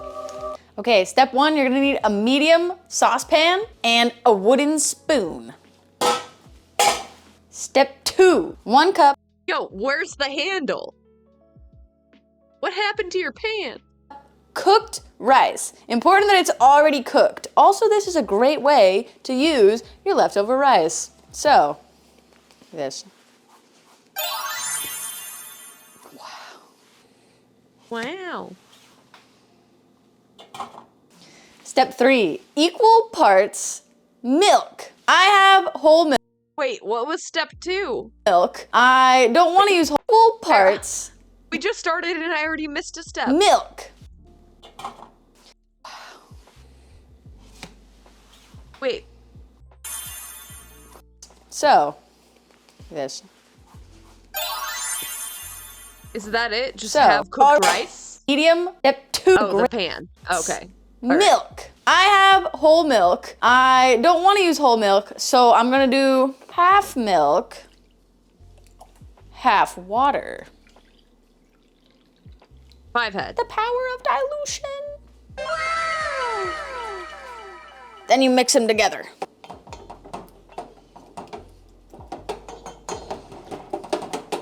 Perfect. Then you cover it. Bro, I'm so anxious about this. Bro, this is giving me anxiety. The pan, I mean the pot, it doesn't have a handle, and then this lid is way too big. Medium heat until it boils. A few moments later. It's boiling! It's boiling! Release the lid. Man, that's like... Stop. Then you give it a little mix. Man, that looks like a simmer. What says you? A boil or a simmer?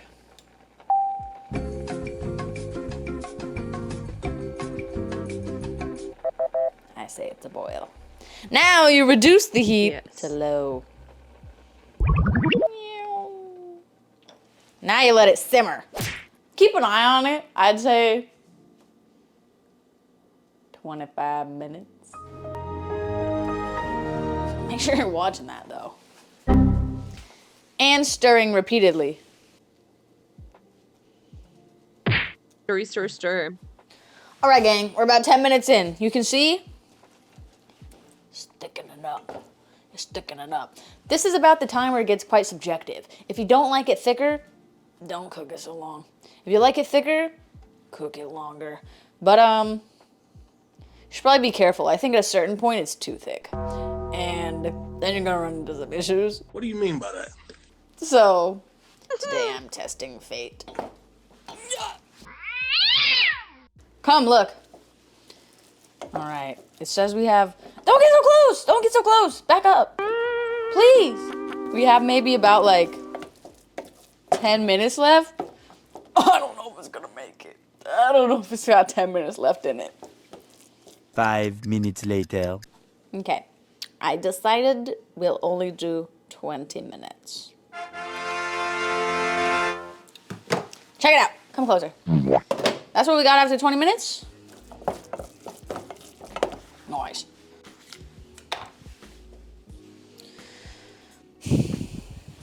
Next two ingredients, the salt and vanilla. 1/8 to 1/4 teaspoon of the salt. I'm gonna put a 1/4 because I need the sodium. It's pink because it's girly. You're girly pop. So true. And a 1/2 teaspoon of vanilla. Oh. Perfect! Safety first. Then you mix it.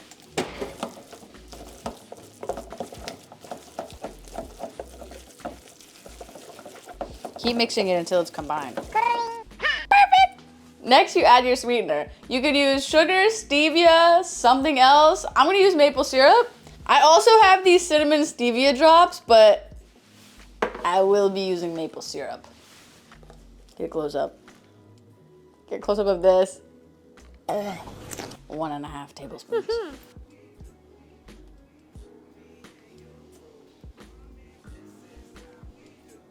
Eyeball it. This is the simplest recipe, and she's taking her sweet ass time. Quickly. Combine it. See how also the maple syrup adds a little bit more like liquid? That's important to note if you're thinking about the texture. Next, the two most important ingredients. Gorilla Vine protein. I'm using vanilla. Gorilla mode. Use whatever flavor you want.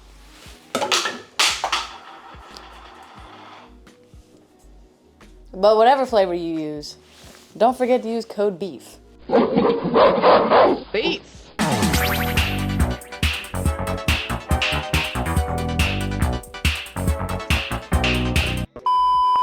Half a cup. Mix it!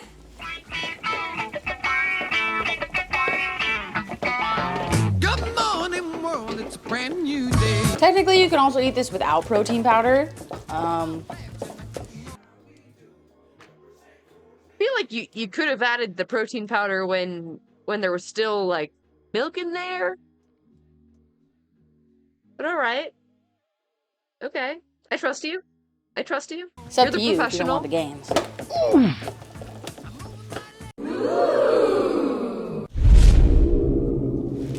Cinnamon. Now, you can measure it, or you can eyeball it. The taste is subjective. I will be measuring it.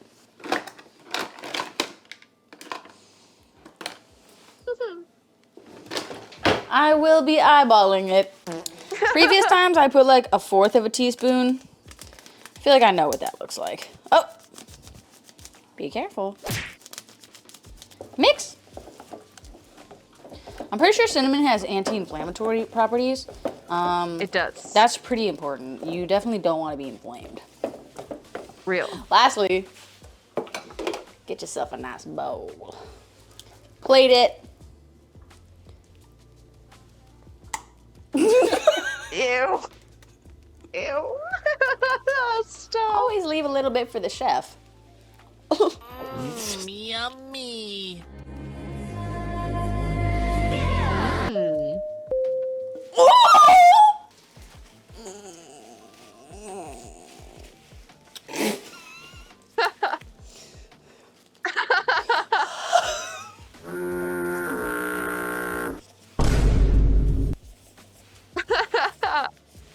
Good as new. Okay. Don't look at that. And the finished product. You can eat it hot or cold. I prefer it cold because it thickens up a little bit more once you put it in the fridge or the freezer, if you want to get crazy.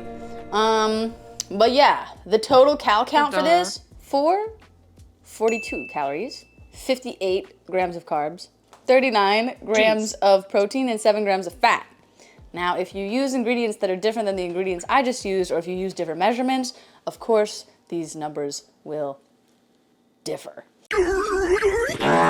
But that's pretty much it. It was really easy and a great way to eat leftover rice if you don't just want to eat leftover rice. Also, if you like rice pudding, and I love rice pudding. So, thank you very much for watching. Please. I do love rice pudding. It just looks kind of bomb.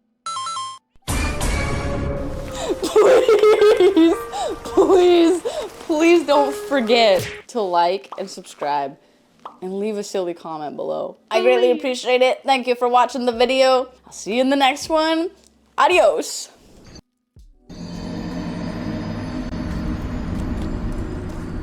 But before we go, a piece I love lean beef of mail sent to my P.O. box. All that lifting and no functional strength. Ooh! It says, Dear Patty, thank you for being you. I think you attract good people to you. The people I've met in the Discord server made me so happy. Keep sharing your light. From Bunny. Thank you, Bunny. Wow!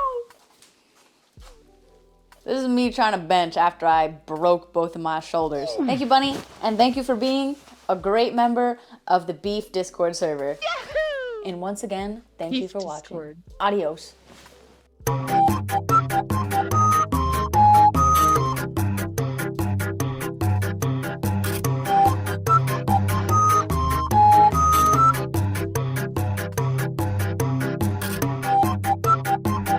I love her. I really do.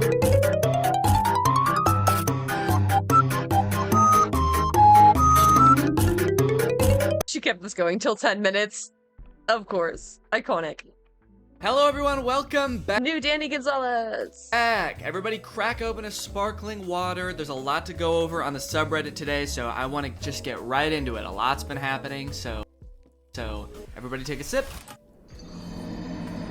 And then let's do top, and it's been a couple weeks, so let's do month. Yes, indeed, we've got the biggest news of all right here on the top of the subreddit, guys. I am gonna be a dad, and Laura is gonna be a mom. Laura basically already is a mom. If you don't follow me on Instagram and you also missed it in the most recent main channel video, we're having a baby. It's due in October. We're very excited, as you can tell. The caption of this Reddit post is, so that's why he bought the tactical stroller. No, but seriously, I'm so happy for him, and he's gonna be a great dad. First off, thank you. The tactical stroller. True. I forgot about that. And thank you to everybody who's been wishing us well in the comments and everything. It's very sweet. I'm really excited. Just a heads up, I'm probably gonna be taking some time off once we have the baby. I'm not really sure how much yet, because I think I have a brand deal I have to do in December, so I'll probably post a video in December, but I don't know, I might take like,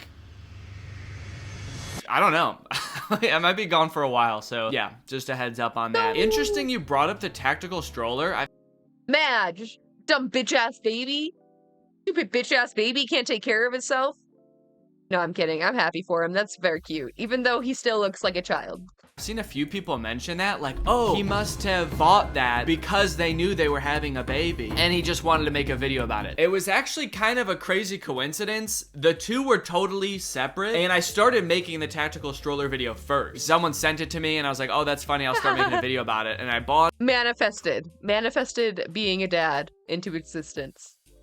It's real, folks. I ordered it, I started the video, and then we found out that we were having a baby while I was making that video. It was actually kind of like a crazy coincidence. When I posted that video, I got a lot of comments being like, oh, I thought this was gonna be like a pregnancy announcement or something. Also people being like, this probably came up on his For You page because he's expecting a baby, and so it got advertised to him. No, we didn't even know that we were having a baby yet like when I started making the video. Bro's gonna have the ultimate tactical baby. You know what? I still have the stroller. It's in my basement. It's covered in paintballs, but I'm probably gonna hose it off and actually use it. Or like we'll give it to Laura's parents or my parents so that like if they're ever staying with them, they have a stroller. It's a nice stroller. It was expensive. I'm not just gonna get rid of it. So I did have to make the conscious decision to keep it because we just moved. So I was like, we could get rid of it now or I can bring it. So we have it. It's in the basement. Oh my God, Danny has to buy the pony up daddy now. Oh no. No, it's not gonna be that kind of kid. It's not gonna be that kind of kid. They're not gonna like that sort of thing, so no. I like that that was in response to a comment about the tactical stroller. That just made me think like, instead of the tactical stroller, he should buy the pony up dad to take the kid up for walks outside. I'm on all fours crawling around with a saddle on my back and the baby is riding me. That would be sick. It has got to be true. Why would he spend so much on a stroller? I'm so happy right now. It's unbelievable. I hate to break it to you, dude, but I just wanted to test the stroller. That was literally just for the video. He also like destroyed the stroller. Yeah, I was not intending to keep that thing. Okay. This is cursed.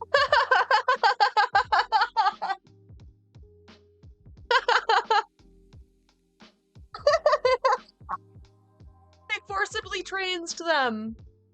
Bro, what the fuck? This is awful. Yeah, I'm just gonna downvote that real quick. I accidentally told my grandma Danny was pregnant, but she was really happy about it. Bro, Danny's having a baby. Oh, sorry, grandma, I didn't mean to text you. Tell him I said congratulations. Who is? Oh, that's so fucking wholesome. Oh, grandma. Grandma's just happy for you. Danny. Dude, your grandma She has no idea who you are, but she says congrats. types crazy.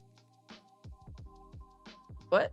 How can your grandma find the emojis but can't find the space bar? That's wild. But I like that she sent a link to my favorite website, who.is.danny. It's my favorite website. It's just a picture of me. It makes everything she says like seem way more dramatic too. Who is Danny? This.is.so.cute. Oh shoot, dude, my paparazzi videos are on the subreddit. Let's go. Okay, you know what was crazy? Seeing people's reactions to these in real time as I was posting them was insane, dude. I feel like I was driving people crazy. I felt so bad. I wasn't really trying to trick you guys. Like, this wasn't one of my like, I'm gonna trick my whole audience type of experiments. I was just kind of like trying to see how I could improve upon Ryan Hals's method. So that's why I was posting them. But people on TikTok were coming up with all sorts of crazy ass theories as to what I was doing. Like, oh, he's gonna post a video called like, I tricked all my fans into thinking I was getting followed by the paparazzi. Or like, guys, these are so obviously fake. He's probably faking something else, and this is just to distract. The audience has no trust in him. I would have thought the same. I didn't even see them before the video came out, so I'm none the wiser, but I would have thought the same, probably. Just from that thing. I saw so many TikToks about it. Let me see. Actually, I'm gonna try to pull them up. Okay, so this is one of the TikToks I saw. I saw so many trying to come up with theories. This one says, no, what if the real prank Danny's trying to pull is just driving his fan base to insanity? Because now every single newly created Danny Gonzalez fan account I see, I'm just like, wait, is this him? Now no one can trust anyone, and this was his plan all along. And the whole reason for putting out the paparazzi account is to show it's obviously him when he's really lurking somewhere else, and we'll never know for sure what other accounts are actually his. I felt so bad watching these all come 5 heads out because I was like, oh my god, dude, it's not that deep. Are you on Greg Gonzalez / Viral Vision News TikTok? What do you guys think the video is gonna be called? Guys, what if this one is a red herring to distract us from his actual plan to disguise himself as someone else? The amount of like attributing motive that people did when I was posting these was insane. Because honestly, I was just fucking around. I was just like being silly. I was just kind of goofing around. At first, I wanted to just kind of end my video about the Halsey brothers with some TikToks that I made as kind of like parodies of their TikToks. I was like, okay, I'm gonna go make a bunch of these and I'll just end the video with these. But then as I got to planning and like making them, I was like, well, I don't really know if I want to just like end the video with a compilation of TikToks. That seems kind of lame. So how can I use these to like add another section onto the video? So I was like, okay, maybe I'll just like make another segment where I use these TikToks to give them suggestions for how they can improve their videos. So it'll be like kind of parodying their videos while also like adding another funny element to the video. So that was my whole plan. So it was kind of just like a silly little extra bit to the video. But seeing everyone like theorize and come up with conspiracies of what I was doing made me feel like in ancient times when sometimes it would rain and sometimes it wouldn't, and people would think that like the rain god was mad at them and come up with all these reasons why the rain god's not making it rain. I felt like the rain god, dude. Actually, no, not the rain. The content god. God, I felt like, I guess just like clouds. I felt like how clouds would feel if they could feel. Yeah, I just felt like clouds, man. Sometimes it rains and sometimes it doesn't. Sometimes I post a bunch of paparazzi videos of myself on TikTok and So true, King. Sometimes I don't, man. You're just gonna have to get used to it. Plan your crops accordingly. Oh, but the craziest thing that happened is, okay, so I made the TikTok account Viral Vision News. I uploaded all of the TikToks to that, then re-downloaded them, and then deleted that account. Really, I privated it first, and then after a while, I was like, I should just delete it because people were finding it. Some kid made a TikTok account called Viral Vision News, but he replaced the L with an I because he obviously couldn't get my account name. So he just tried to make it look as much like Viral Vision News as possible. And like nobody noticed that it wasn't this like the same account name. So people thought that this was the account that I made. And he gained like 13,000 followers by like kind of pretending to be me. He made his bio Effinitely Day, Otne, Annie Day, Unzala's Gay, and then just started posting the most unhinged edits of me. It's crazy because like this really had nothing to do with my video. It was just some kid that like took an opportunity and seized it. But it's so funny because like all of the comments on this dude's videos were like genuinely chomping at the bit trying to figure out how all of this is connected. I'm so excited for whatever video this is gonna be for. For some reason, you guys seem to not believe me when I say that I'm not Danny Gonzalez. You can see here that I am not him. I am a child. This is literally Danny Gonzalez. Can't you tell by his voice and house style? Oh, Danny probably paid Can't you tell? What? him off to make this video. I am literally a child. Guys, when I tell you to use your critical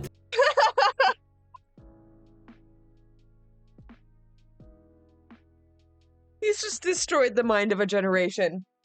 Everyone's obsessed. thinking skills, I mean it so hard, dude. It's not even the same account name. There's an I in there. And people were like including this account in their conspiracies of like, okay, so he's got these fake paparazzi videos and then he's paying some 15-year-old kid to post these weird ambiguous TikToks where he keeps saying he's not Danny Gonzalez. What the fuck is going on, dude? So yeah, anyway, I thought that was funny. If I do another video like this, I should probably plan a little bit better so that the account can't be so easily spoofed, maybe. But I think that the video did better because I posted all these TikToks beforehand. It was, in a way, it was kind of like a trailer for the video. Like it was like, it got people interested in what the idea of the video was before I even posted it. So I thought that was kind of cool. Yeah, I saw some people saying this. I tricked everyone into thinking my wife was pregnant. Do you guys think I'm a sociopath, man? There were genuinely people that believed that. I was pretty surprised by that. My little sister watching a Danny video on her flip phone. Dude, that is dedication, man. That's like the tiniest screen you could possibly watch a video on. I can't even think of a smaller screen you could do that on. An Apple Watch, maybe? The speakers on that thing are probably crazy, too. Like, my voice probably sounds like a little... like it's coming out of a tiny little can. Well, I appreciate the dedication. Behold, the commentary collab web. Okay, let's check it out. Who do we got? We got Chad, Jarvis, Jordan, Danny, Nick, D'Angelo, Drew, Curtis, Eddie, Cody, Jacob. And I have collabed with Chad, Jarvis. Okay, actually I have collabed with Jordan too because I was on Jarvis and Jordan's Did I say Jarvis and Jordan? Jarvis and Jordan. I was on their podcast. Collabed with Nick. I've collabed with Curtis. Oh, I've collabed with Cody also. Dude, this web needs some work, man. I've collabed with Eddie too. Yeah, I think this needs to be taken back to the shop and looked at a little bit. Back to the drawing board, please. We need like a heat map kind of web or something where you can tell like by the thickness of the line how many times each person has collaborated with the other or something like that. This could be better. I like the format and it's kind of interesting to look at. But yeah, because like my lines with like Drew and probably Curtis would be pretty thick. Yeah, that would be pretty interesting to see. So I'm looking forward to a V2 if possible. Eventually, you could connect it to other genres of YouTube and you could like kind of make a whole YouTube ecosystem collab web, but have like clusters for different like genres. That'd be kind of cool. I'm putting this all on you, whoever made this. If you ain't got elegance. Is that a Hello Dolly reference? If you ain't got elegance, go ahead and make that whole thing with every YouTuber in every genre. That would be really cool to see. Congrats to Danny on the baby. He's gonna be a great dad. She's on X Games, man. Called the fuck out. Hey, I gotta keep my baby tactical, man. No, don't worry. I'm not gonna do that with my baby. I got it all out of my system with this one. Danny said we need more high quality memes, so I present this subreddit lore. Okay. See, this is what I want to see. Some lore to the subreddit. We need collective community lore. Let's see what they've got. Okay, user best penalty 3475 calculating what facial feature to remove from Danny. We got Greg's arguing over the secret to Danny's eternal youth. How Danny feels after using the tack light. That's so true, dude. And the stroller, honestly. The sub finding anything that has more than a 1% resemblance to Danny. Greg's after finally searching up if Greg is the fastest growing army on the internet. The sub after realizing only Ghostly Orchid is allowed to use their telekinetic powers. True Greg's explaining the in-depth lore of the My Bones Are Getting Squishy joke. And the sub's content exploding after Danny posts a new video. Thank you for the lore. I appreciate the new sparkly shiny meme. It's beautiful. Oh dude, I've been wanting to talk about these videos too. I saw Eddie did a TikTok about these, but I've seen people tweeting them at me too. This account posts so many videos. They posted like dozens and dozens of videos like this. Khloe Kardashian versus Danny Gonzalez, where like every video they're comparing me to a different celebrity, also making it kind of sound like we have some kind of beef or something. Khloe Kardashian versus Danny Gonzalez. Who would win in a fight? But yeah, look it. They've posted so many videos and like they're like not even comparing me to other YouTubers, which is the crazy part. They're comparing me to like A-list celebrities. But it seems like they'll like go through one person, like they did me and compared me to like every person possible, and then they move on to someone else. So then they started doing Eddie, and then if you scroll a little farther after Eddie, they started doing Sophia Nygaard. I'll click on one of the videos so you can see kind of what they look like. She was born on 27 June 1984. Currently in 2023, her age is 38. Okay, so that's Khloe. There's a lot of facts about Khloe. He goes through a bunch. The verses just makes it seem like he's comparing like how tall Khloe is to how tall I am, and like the audience is left to decide like who won. This is like epic rap battles of history in a way. Number 2, his name is Danny Gonzalez. He was born on June 12, 1994. So true. Currently in 2023, he is 28 years old. Yes, dude, he is spitting. He is 5 feet 11 inch tall. His weight is 70 kilograms. I don't know kilograms, but maybe. He is YouTuber by profession. 170 kilograms, isn't that a lot? 170. 375 pounds. I don't think so, bud. Yep. He is very famous on YouTube with 6.09 million subscribers. How does Khloe compare on YouTube, by the way? Does he bring up her YouTube account at all? No, it doesn't look like he does. So he's not even comparing the same thing. His wife's name is Laura. His nationality is American. Yes. And his net worth is approximately $5.09 million. Shit. Dude, okay, how does that compare to Khloe? Probably richer than her, right? No. Okay. No, she's worth $60 million.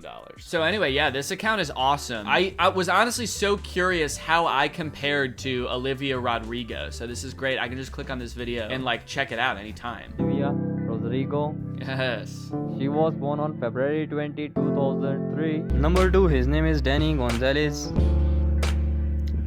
He was born on June 12, 1994. And currently in 2023, he is 28 years old. I don't like that the music stops when he gets to me. The music was playing through the whole Olivia Rodrigo part. Olivia Rodrigo. This makes it seem so ominous that you stop the music when you start talking about me. Why don't I get the music? Horror music starts playing. He was born on June 12, 1994. And currently in 2023, he is 28 years old. This makes it seem like I went missing or something. All right, well, anyway, thank you to Reality in Fact for the post. Okay, well, yeah, we got another Pride Month shout out. What's up, Pride Month? Hello, gays. How we doing? This is from my stream that I did last night. So if you don't know, I've been streaming every once in a while on YouTube. What? What? On the Danny Gamezales channel, because I'm trying. Gamezales? I didn't know. I didn't know we had yet another channel. Come on. Come on now. Oh. Okay. I'll find it myself. Danny Gamezales. Sure. Okay. I subscribe.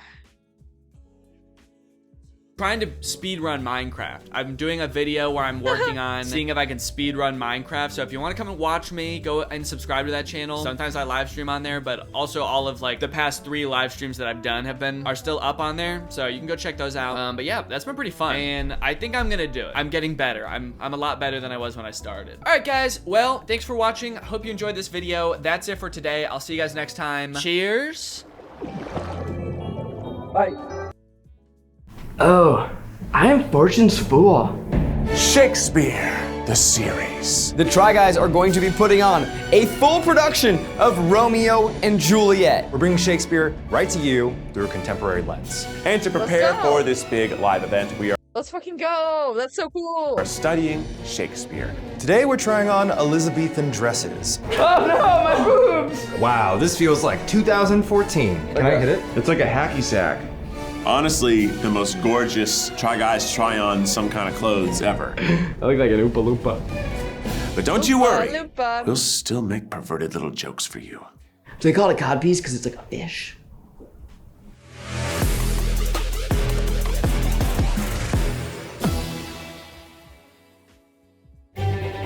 William Shakespeare, arguably the greatest writer in the history of the English language. We are going to be doing a variety of videos where we explore the world of Shakespeare, the bard, the text, the stage. The Try Guys are going to be putting on a full production of Romeo and Juliet. And to prepare for this big live event, we are studying Shakespeare. We're going to be learning Shakespeare, we're going to be doing stage combat, and today we're starting off with the garb. Oh, I hope we get the neck ruffles. That's like quintessential Shakespeare, right? The neck accordion. When was that a thing? I love underwear. It's comfortable. I wear it every single day. I know nothing about this time period. Most of my Shakespeare adaptations are modern. I don't know what this is going to be. I don't know if the underwear is a little too It is too revealing. Yeah. What do I know about Elizabethan clothing? Well, the Elizabethan era was during the time of Queen Elizabeth I. So I just know the skirts were big, the wigs were high, and the waists were cinched. These feel more me, right? Not very big. Clothes. They used to make them pretty weird, where each thing had to sort of be sewn onto your body. I have like a shirt and a sleeve and a pocket. Back then it'd be like, okay, put your shirt on, now let's add the sleeves, now let's put a pocket around you. Nowadays, it all comes included. If the people back then could see a romper, their brains would explode. I feel like I'm on a game of Whose Line Is It Anyway with the props game. Hello, Colin Mockery. I look like I'm ready to get visited by the ghosts of my Christmas Ebenezer Scrooge, literally. past. What was little Tiny Tim's deal? Was he just little? I think he was dying. He was dying of what though? In the play, I will be playing the bad boy himself. I'm playing Romeo. I think if there's one thing that I am good at, it is seducing Keith. And so, this is the role I was born to play. These are huge undergarments. Was it still sexy when you slipped into something more comfortable and came out in this? For this big live event, I will be Juliet. Thank you very much. I love these. These are like the things you see in the period films where they're running out with a lantern when they say, "Hark, what was that noise?" Troll in the dungeon. Troll in the dungeon. Troll in the dungeon. In the play, much like David Diggs, I'm playing multiple supporting roles, and that includes the nurse, Mercutio, and the friar. This is what the rich folk put their children in. Oh, sad beige baby. Sad beige babies. I feel like a sad beige baby. You're making it look better. A what? A sad beige baby. What? There's so many TikTok trends I do not know about. Beige babies. I feel like a sad beige baby. You're making it look better than it did. Better than what? Us. Oh, yeah. Look at this. I'm a little handbell. Ding dong. Ding dong. Remember that? Remember when I was a bell? Ding dong. I kind of feel like you're a wedding accessory and not the bride. That's f***ing rude, bitch. Everybody said my dress was stupid and didn't make sense. And then all the celebs started wearing stuff just like I had. Real? This is fun. Whoop, there it is. Hoop, there it is. I mean, what's going on here? Look at me. Don't look at me. Look at me. Don't look at me. Has everyone seen The Favorite? All right, no one's seen The Favorite. All right. Now this is a corset. I know this one. Told you not to put the boobs in. You don't have the boobs in. Oh, damn. Thanks a lot, Rachel. Rachel thinks I'm wearing fake boobs. How's that supposed to make me feel? So you're telling me that Juliet's wearing all this under all that? My boob fell. Oh no, my boobs! Make me hot, Rachel. I have teenage boys to woo. I'm a teenage girl. These are fun feeling. I know that's not part of the try-on, but these are cool. Boobs don't really feel like this, but they're fun to squish. Yeah, I mean, they are designed to feel as close to reality as they can. Is this for like a bustle in the bag, or is this to pump up the dress? Ah. Did Zach say this looks like a airplane pillow? It's an airplane pillow. Knew it! Wow. Ooh, let them eat cake. Oh, look at that! Ooh, let them eat cake. I'm growing up. What? Oh, I'm sorry. It's literally a red period. Just a couple girls out on the town in our skivvies. We're such whores. Such whores. Right? I can't imagine because back then if you came out like this, they'd be like, she's wearing nothing. I'm starting to wonder if they ever saw each other naked at all. Like, was this Miles is saying, yeah, they did. Oh yeah. I feel like. Done research? Oh yeah. I've seen some videos. Were people back then always fighting? Were they Elizabethan? Elizabethan. Stop. It's time to now become a fancy lady. Juliet, she's a virgin. So theatrically, you dress her in white, or very light pinks, or very light tans. That's what you do. Virginity's made up.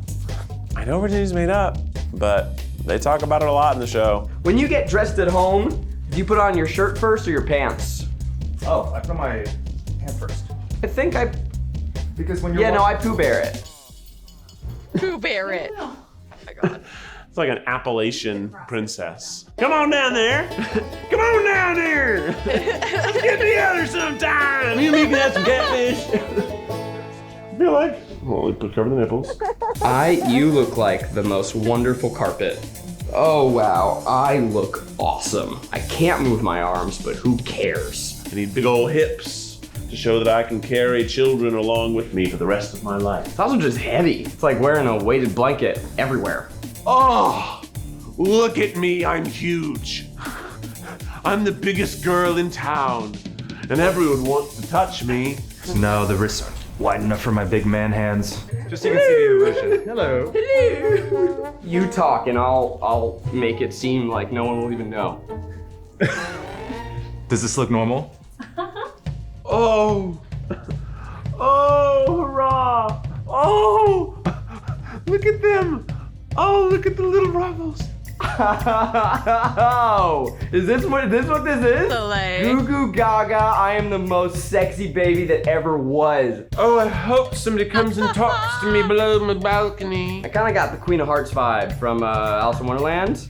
Off with their head. No, this is cool. You look like a velociraptor. This is cool. We've made it. Velociraptor.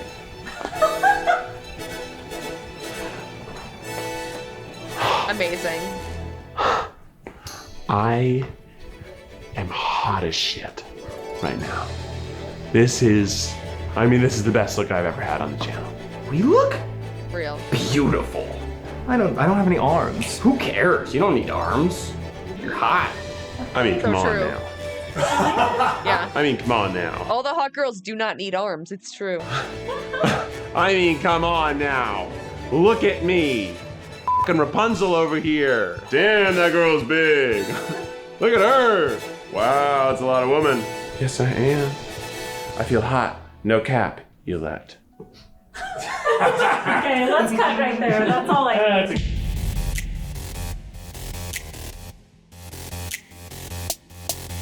I'm playing 4 roles in our Romeo and Juliet live, and one of them, of course, is the nurse. Does she have a name besides nurse? Nope, she's just the nurse. That's how people talked to working class people. Time to become some working ladies. Yes, we're gonna be working it. Now, production didn't ask you to keep these nightgowns on. Well, we love the nightgowns. They're incredibly cozy. Big fans. It's kind of a They look very cozy. vibe, isn't it? Very like folklore. I do need the wig.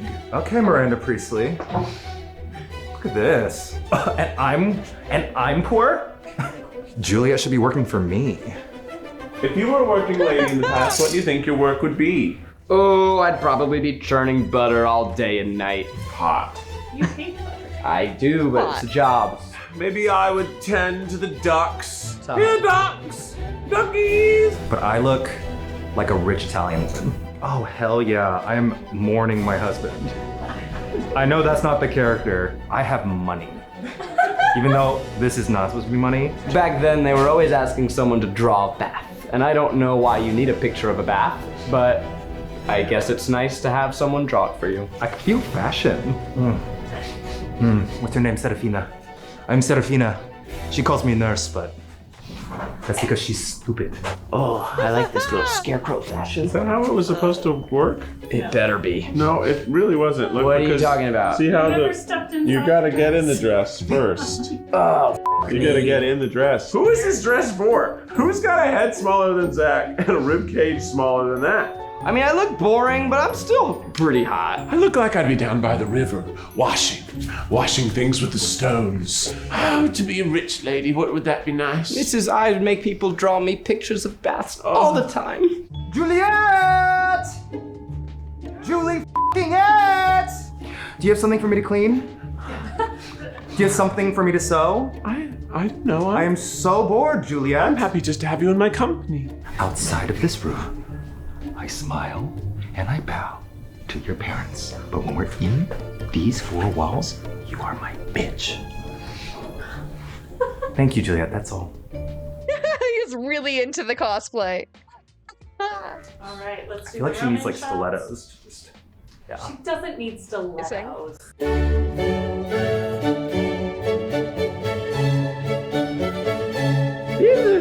These are shorts? This is funny. These are like the cargo shorts of the Elizabethan age. Look at that length. That is ridiculous. Oh, they're so balloony. Oh, Tiny look little at trousers. those little cloth diapers. Basically diapers. This is confusing.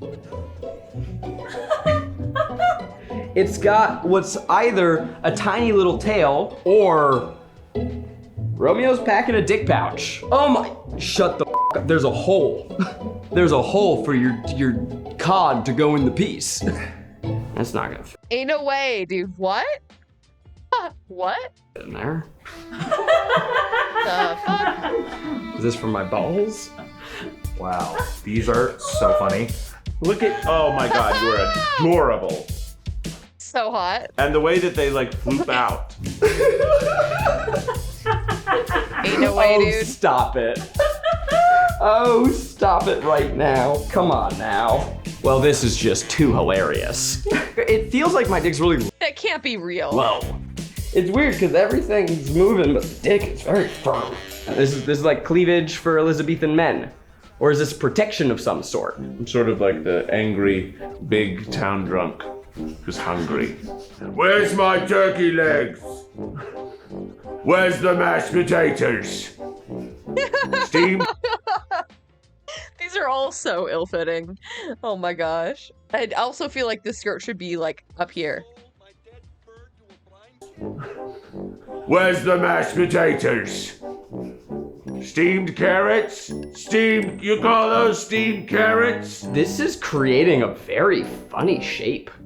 This is not what I expected at all. We're going to pop through the forest and have some blackberries.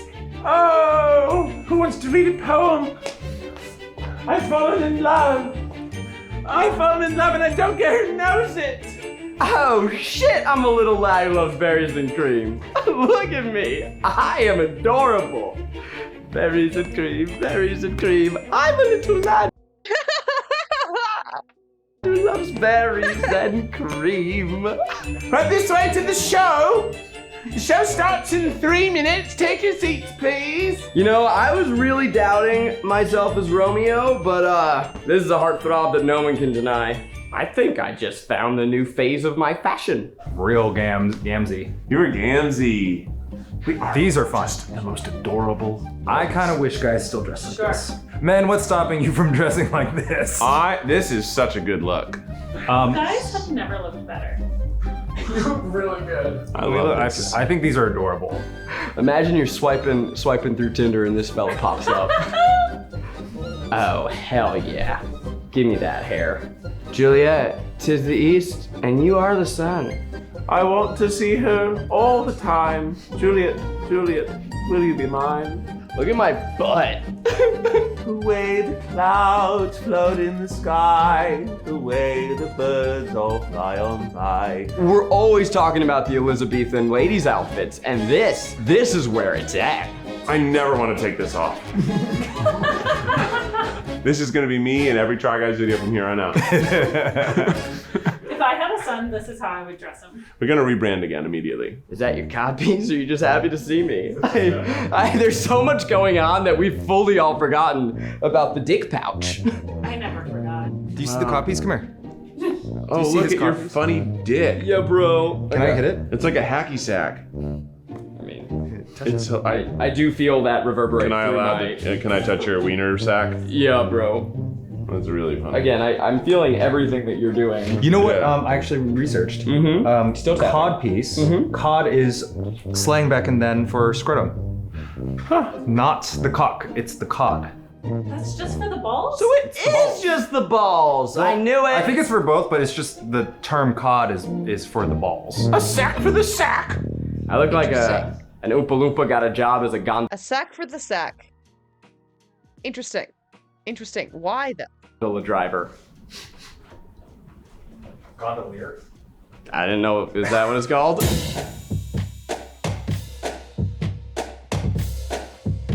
Look at us. We are amazing. And this is just a little taste of roux. We're so excited to put on our show, Romeo and Juliet, on June 15th for all of you. It's gonna be theater in a way. It's gonna be so good. And this is like kind of drag.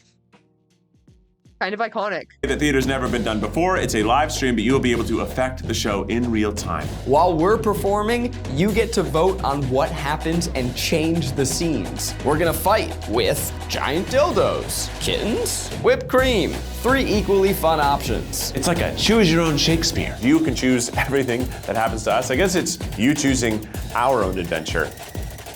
Yeah. So go to tryguys.com/Romeo to get your tickets. Choose your own Shakespeare adventure. Shake your own spear. Uh-oh, that's dirty. Okay, let's go.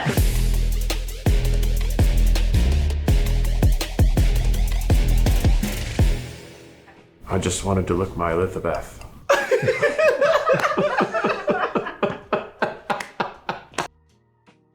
How long were we together before you got married? We were together for 7 years, but he cheated on me with his 2 best friends' wives. Whoa. Yeah. I got one up for you. My ex-wife slept with my biological father. Welcome to The Button, a speed dating show. When the button lights up red, either player may press it and swap out their date for a new person. Get out of here. If 2 people can last on a date for 10 minutes, they win an all expenses paid second date. This is The Button. I'm Fatia. I am Chris. Chris, nice to How are meet you? you. I'm good. I love the watermelon. Oh, thank you so much. So Chris, do you eat oatmeal?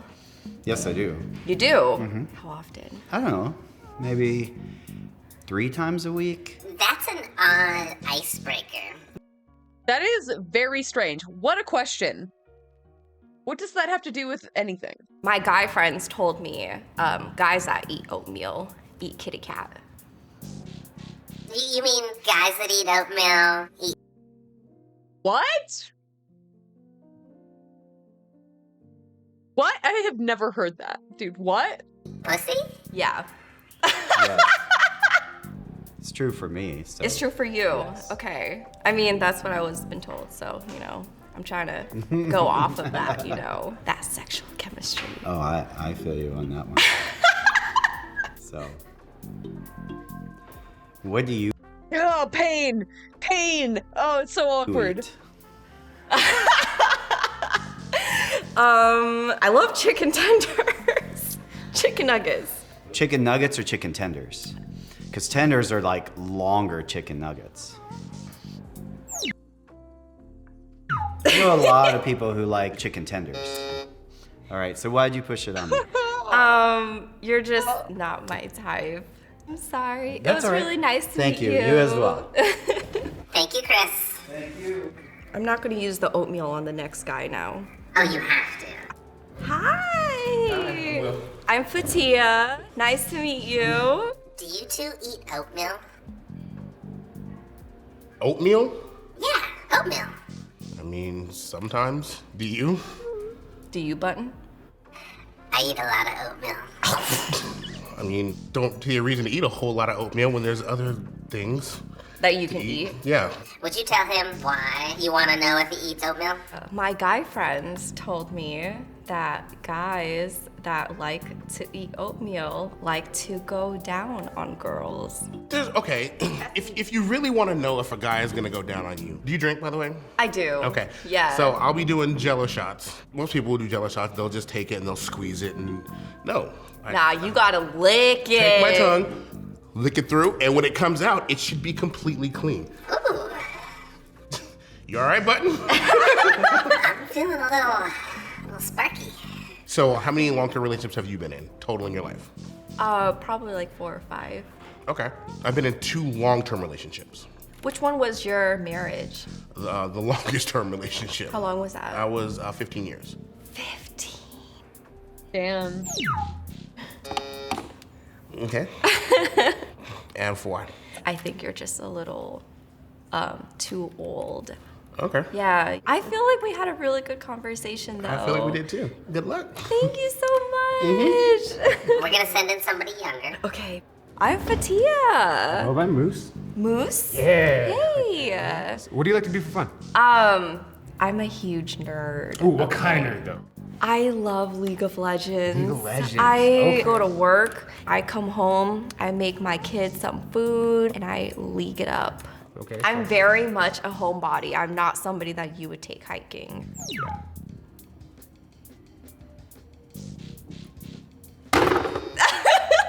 Damn, he's quick with it. You probably rejected me because I was gonna reject you. Yeah. Why were you going to reject Moose? I was just hoping that like when we connected on like the nerd vibe, that you knew what League of Legends was. Oh, I do. Oh, okay. I was Yeah. hoping that like you could say Yeah, something I like, "Oh, we'll just- play together" or something. I'm not a big computer games guy. Oh, More console. console. Okay. Console and computer, terrible match. Get out of here, Fatia. It was nice Get to outta meet here. you. It's not meant to be. I thought you two were a good match. Me too. If only you liked League of Legends. I haven't played it before. Oh, goodness. What did I sign up for? Hi, my name is Moose. Oh, I'm Bree. Yes, it's a childhood nickname after I had my growth spurt. And a moose was the closest that was? Yeah. The way I got it is when I walked in front of the TV, my dad was like, "Oh, it's like seeing a moose cross the freeway," because I covered the entire TV, and my mom was like, That's so mean. Cute. That's cute. "So, on a Friday night, what are you doing?" It's summer right now, so like I like to be at the range, golf range. Oh, I thought you meant like gun range. Oh yeah. How far can you drive a ball? It depends on how much liquor I've had. So you get drunk and you hit balls. Absolutely. I'm not going out there unless there is liquor. Moose was a bud tender for 4 years. I think the button knows that I took a smoke break earlier today. Bree, are you back with us fully? I mean, I smoke a lot of weed, so there's always a little bit of haze. I love weed. I'm actually diagnosed with bipolar disorder. So anything to calm my mind when I'm going through my manic episodes, it helps. Yeah. Yeah.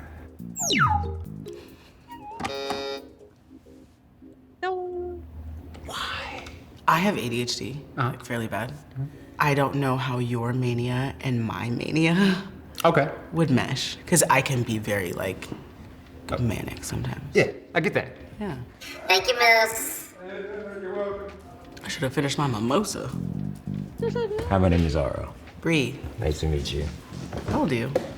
That was quick. Dang, I'm 35. I mean, we ain't got all day. How old are you? 28. 28? Yeah. Okay.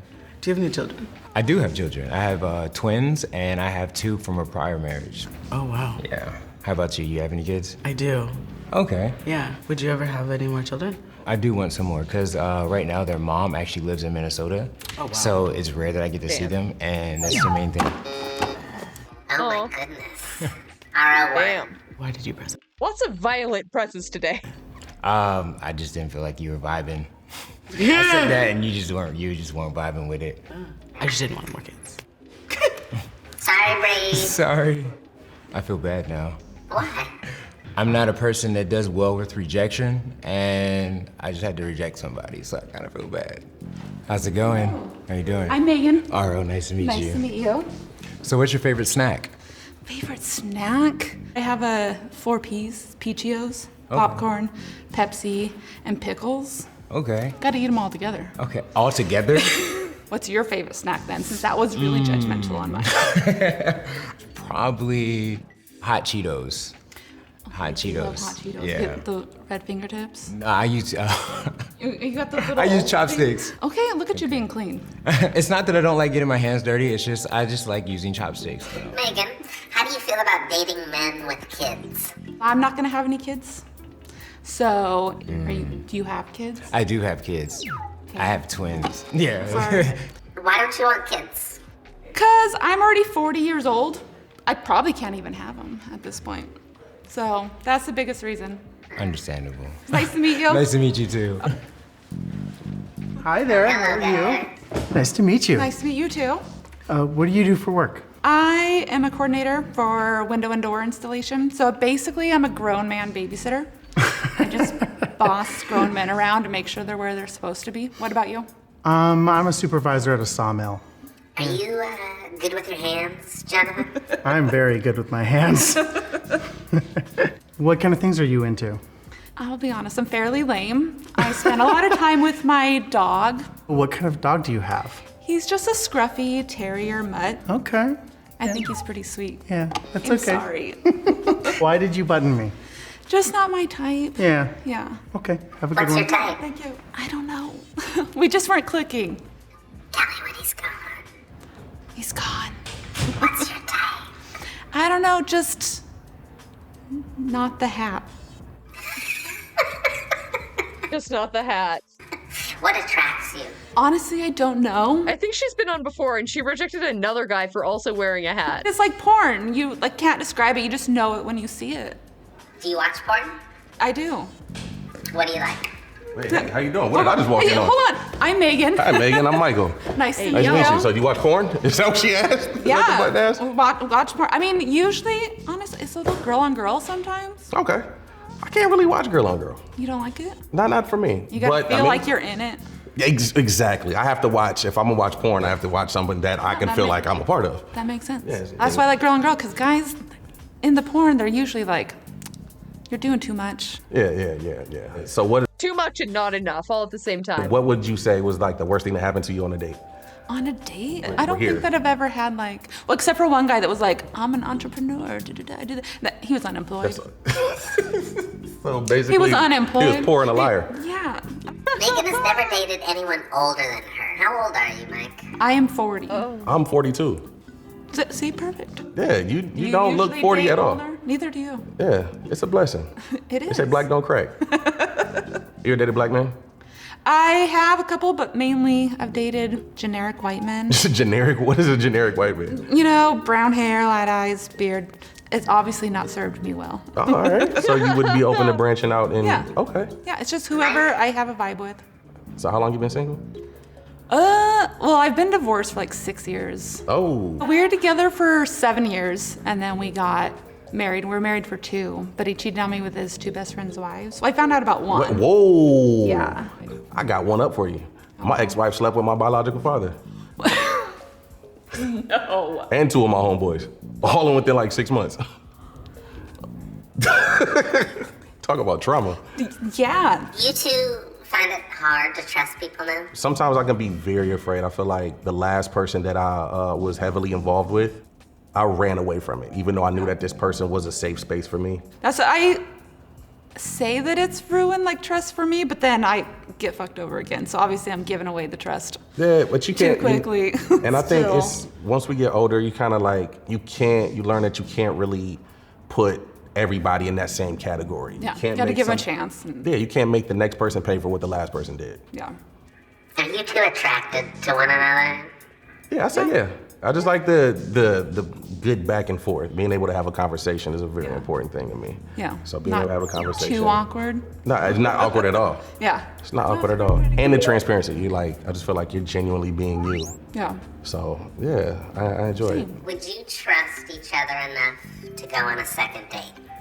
Yeah, I would. absolutely. I'm gonna go red one more time. Okay. Nobody presses me. I'm gonna consider this a match. Okay. All right. See, I've seen this too many times where they press it. Nah. Oh, it's different color. Cute. They're cute. I like that. I approve. God, you two are going on a second date paid for by us. Well, paid for by me. And the button. Thank you, Baller Button. button. Thank you.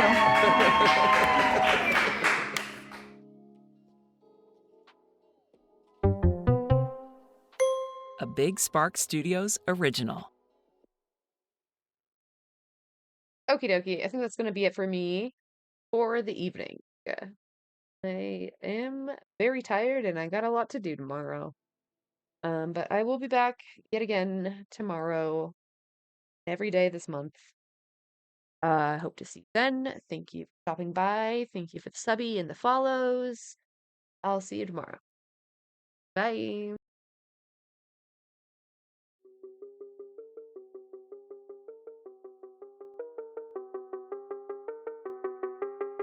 I took people's drop boxes. I was like, are you a conservative, ma'am? And like an old lady would be like, yeah, I'm a conservative. And I would fucking deck her, take her ballot and just rip it apart right in front of her face. I was like, you're not allowed to vote this way in California. That's right, bitch.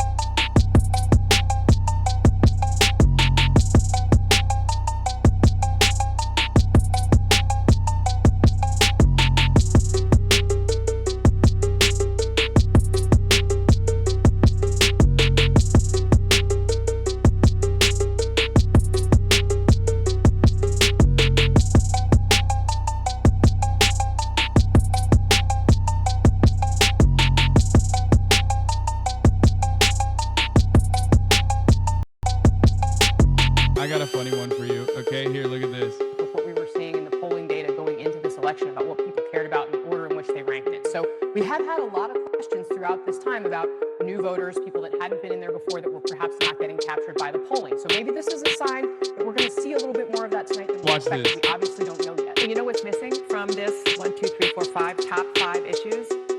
Democracy.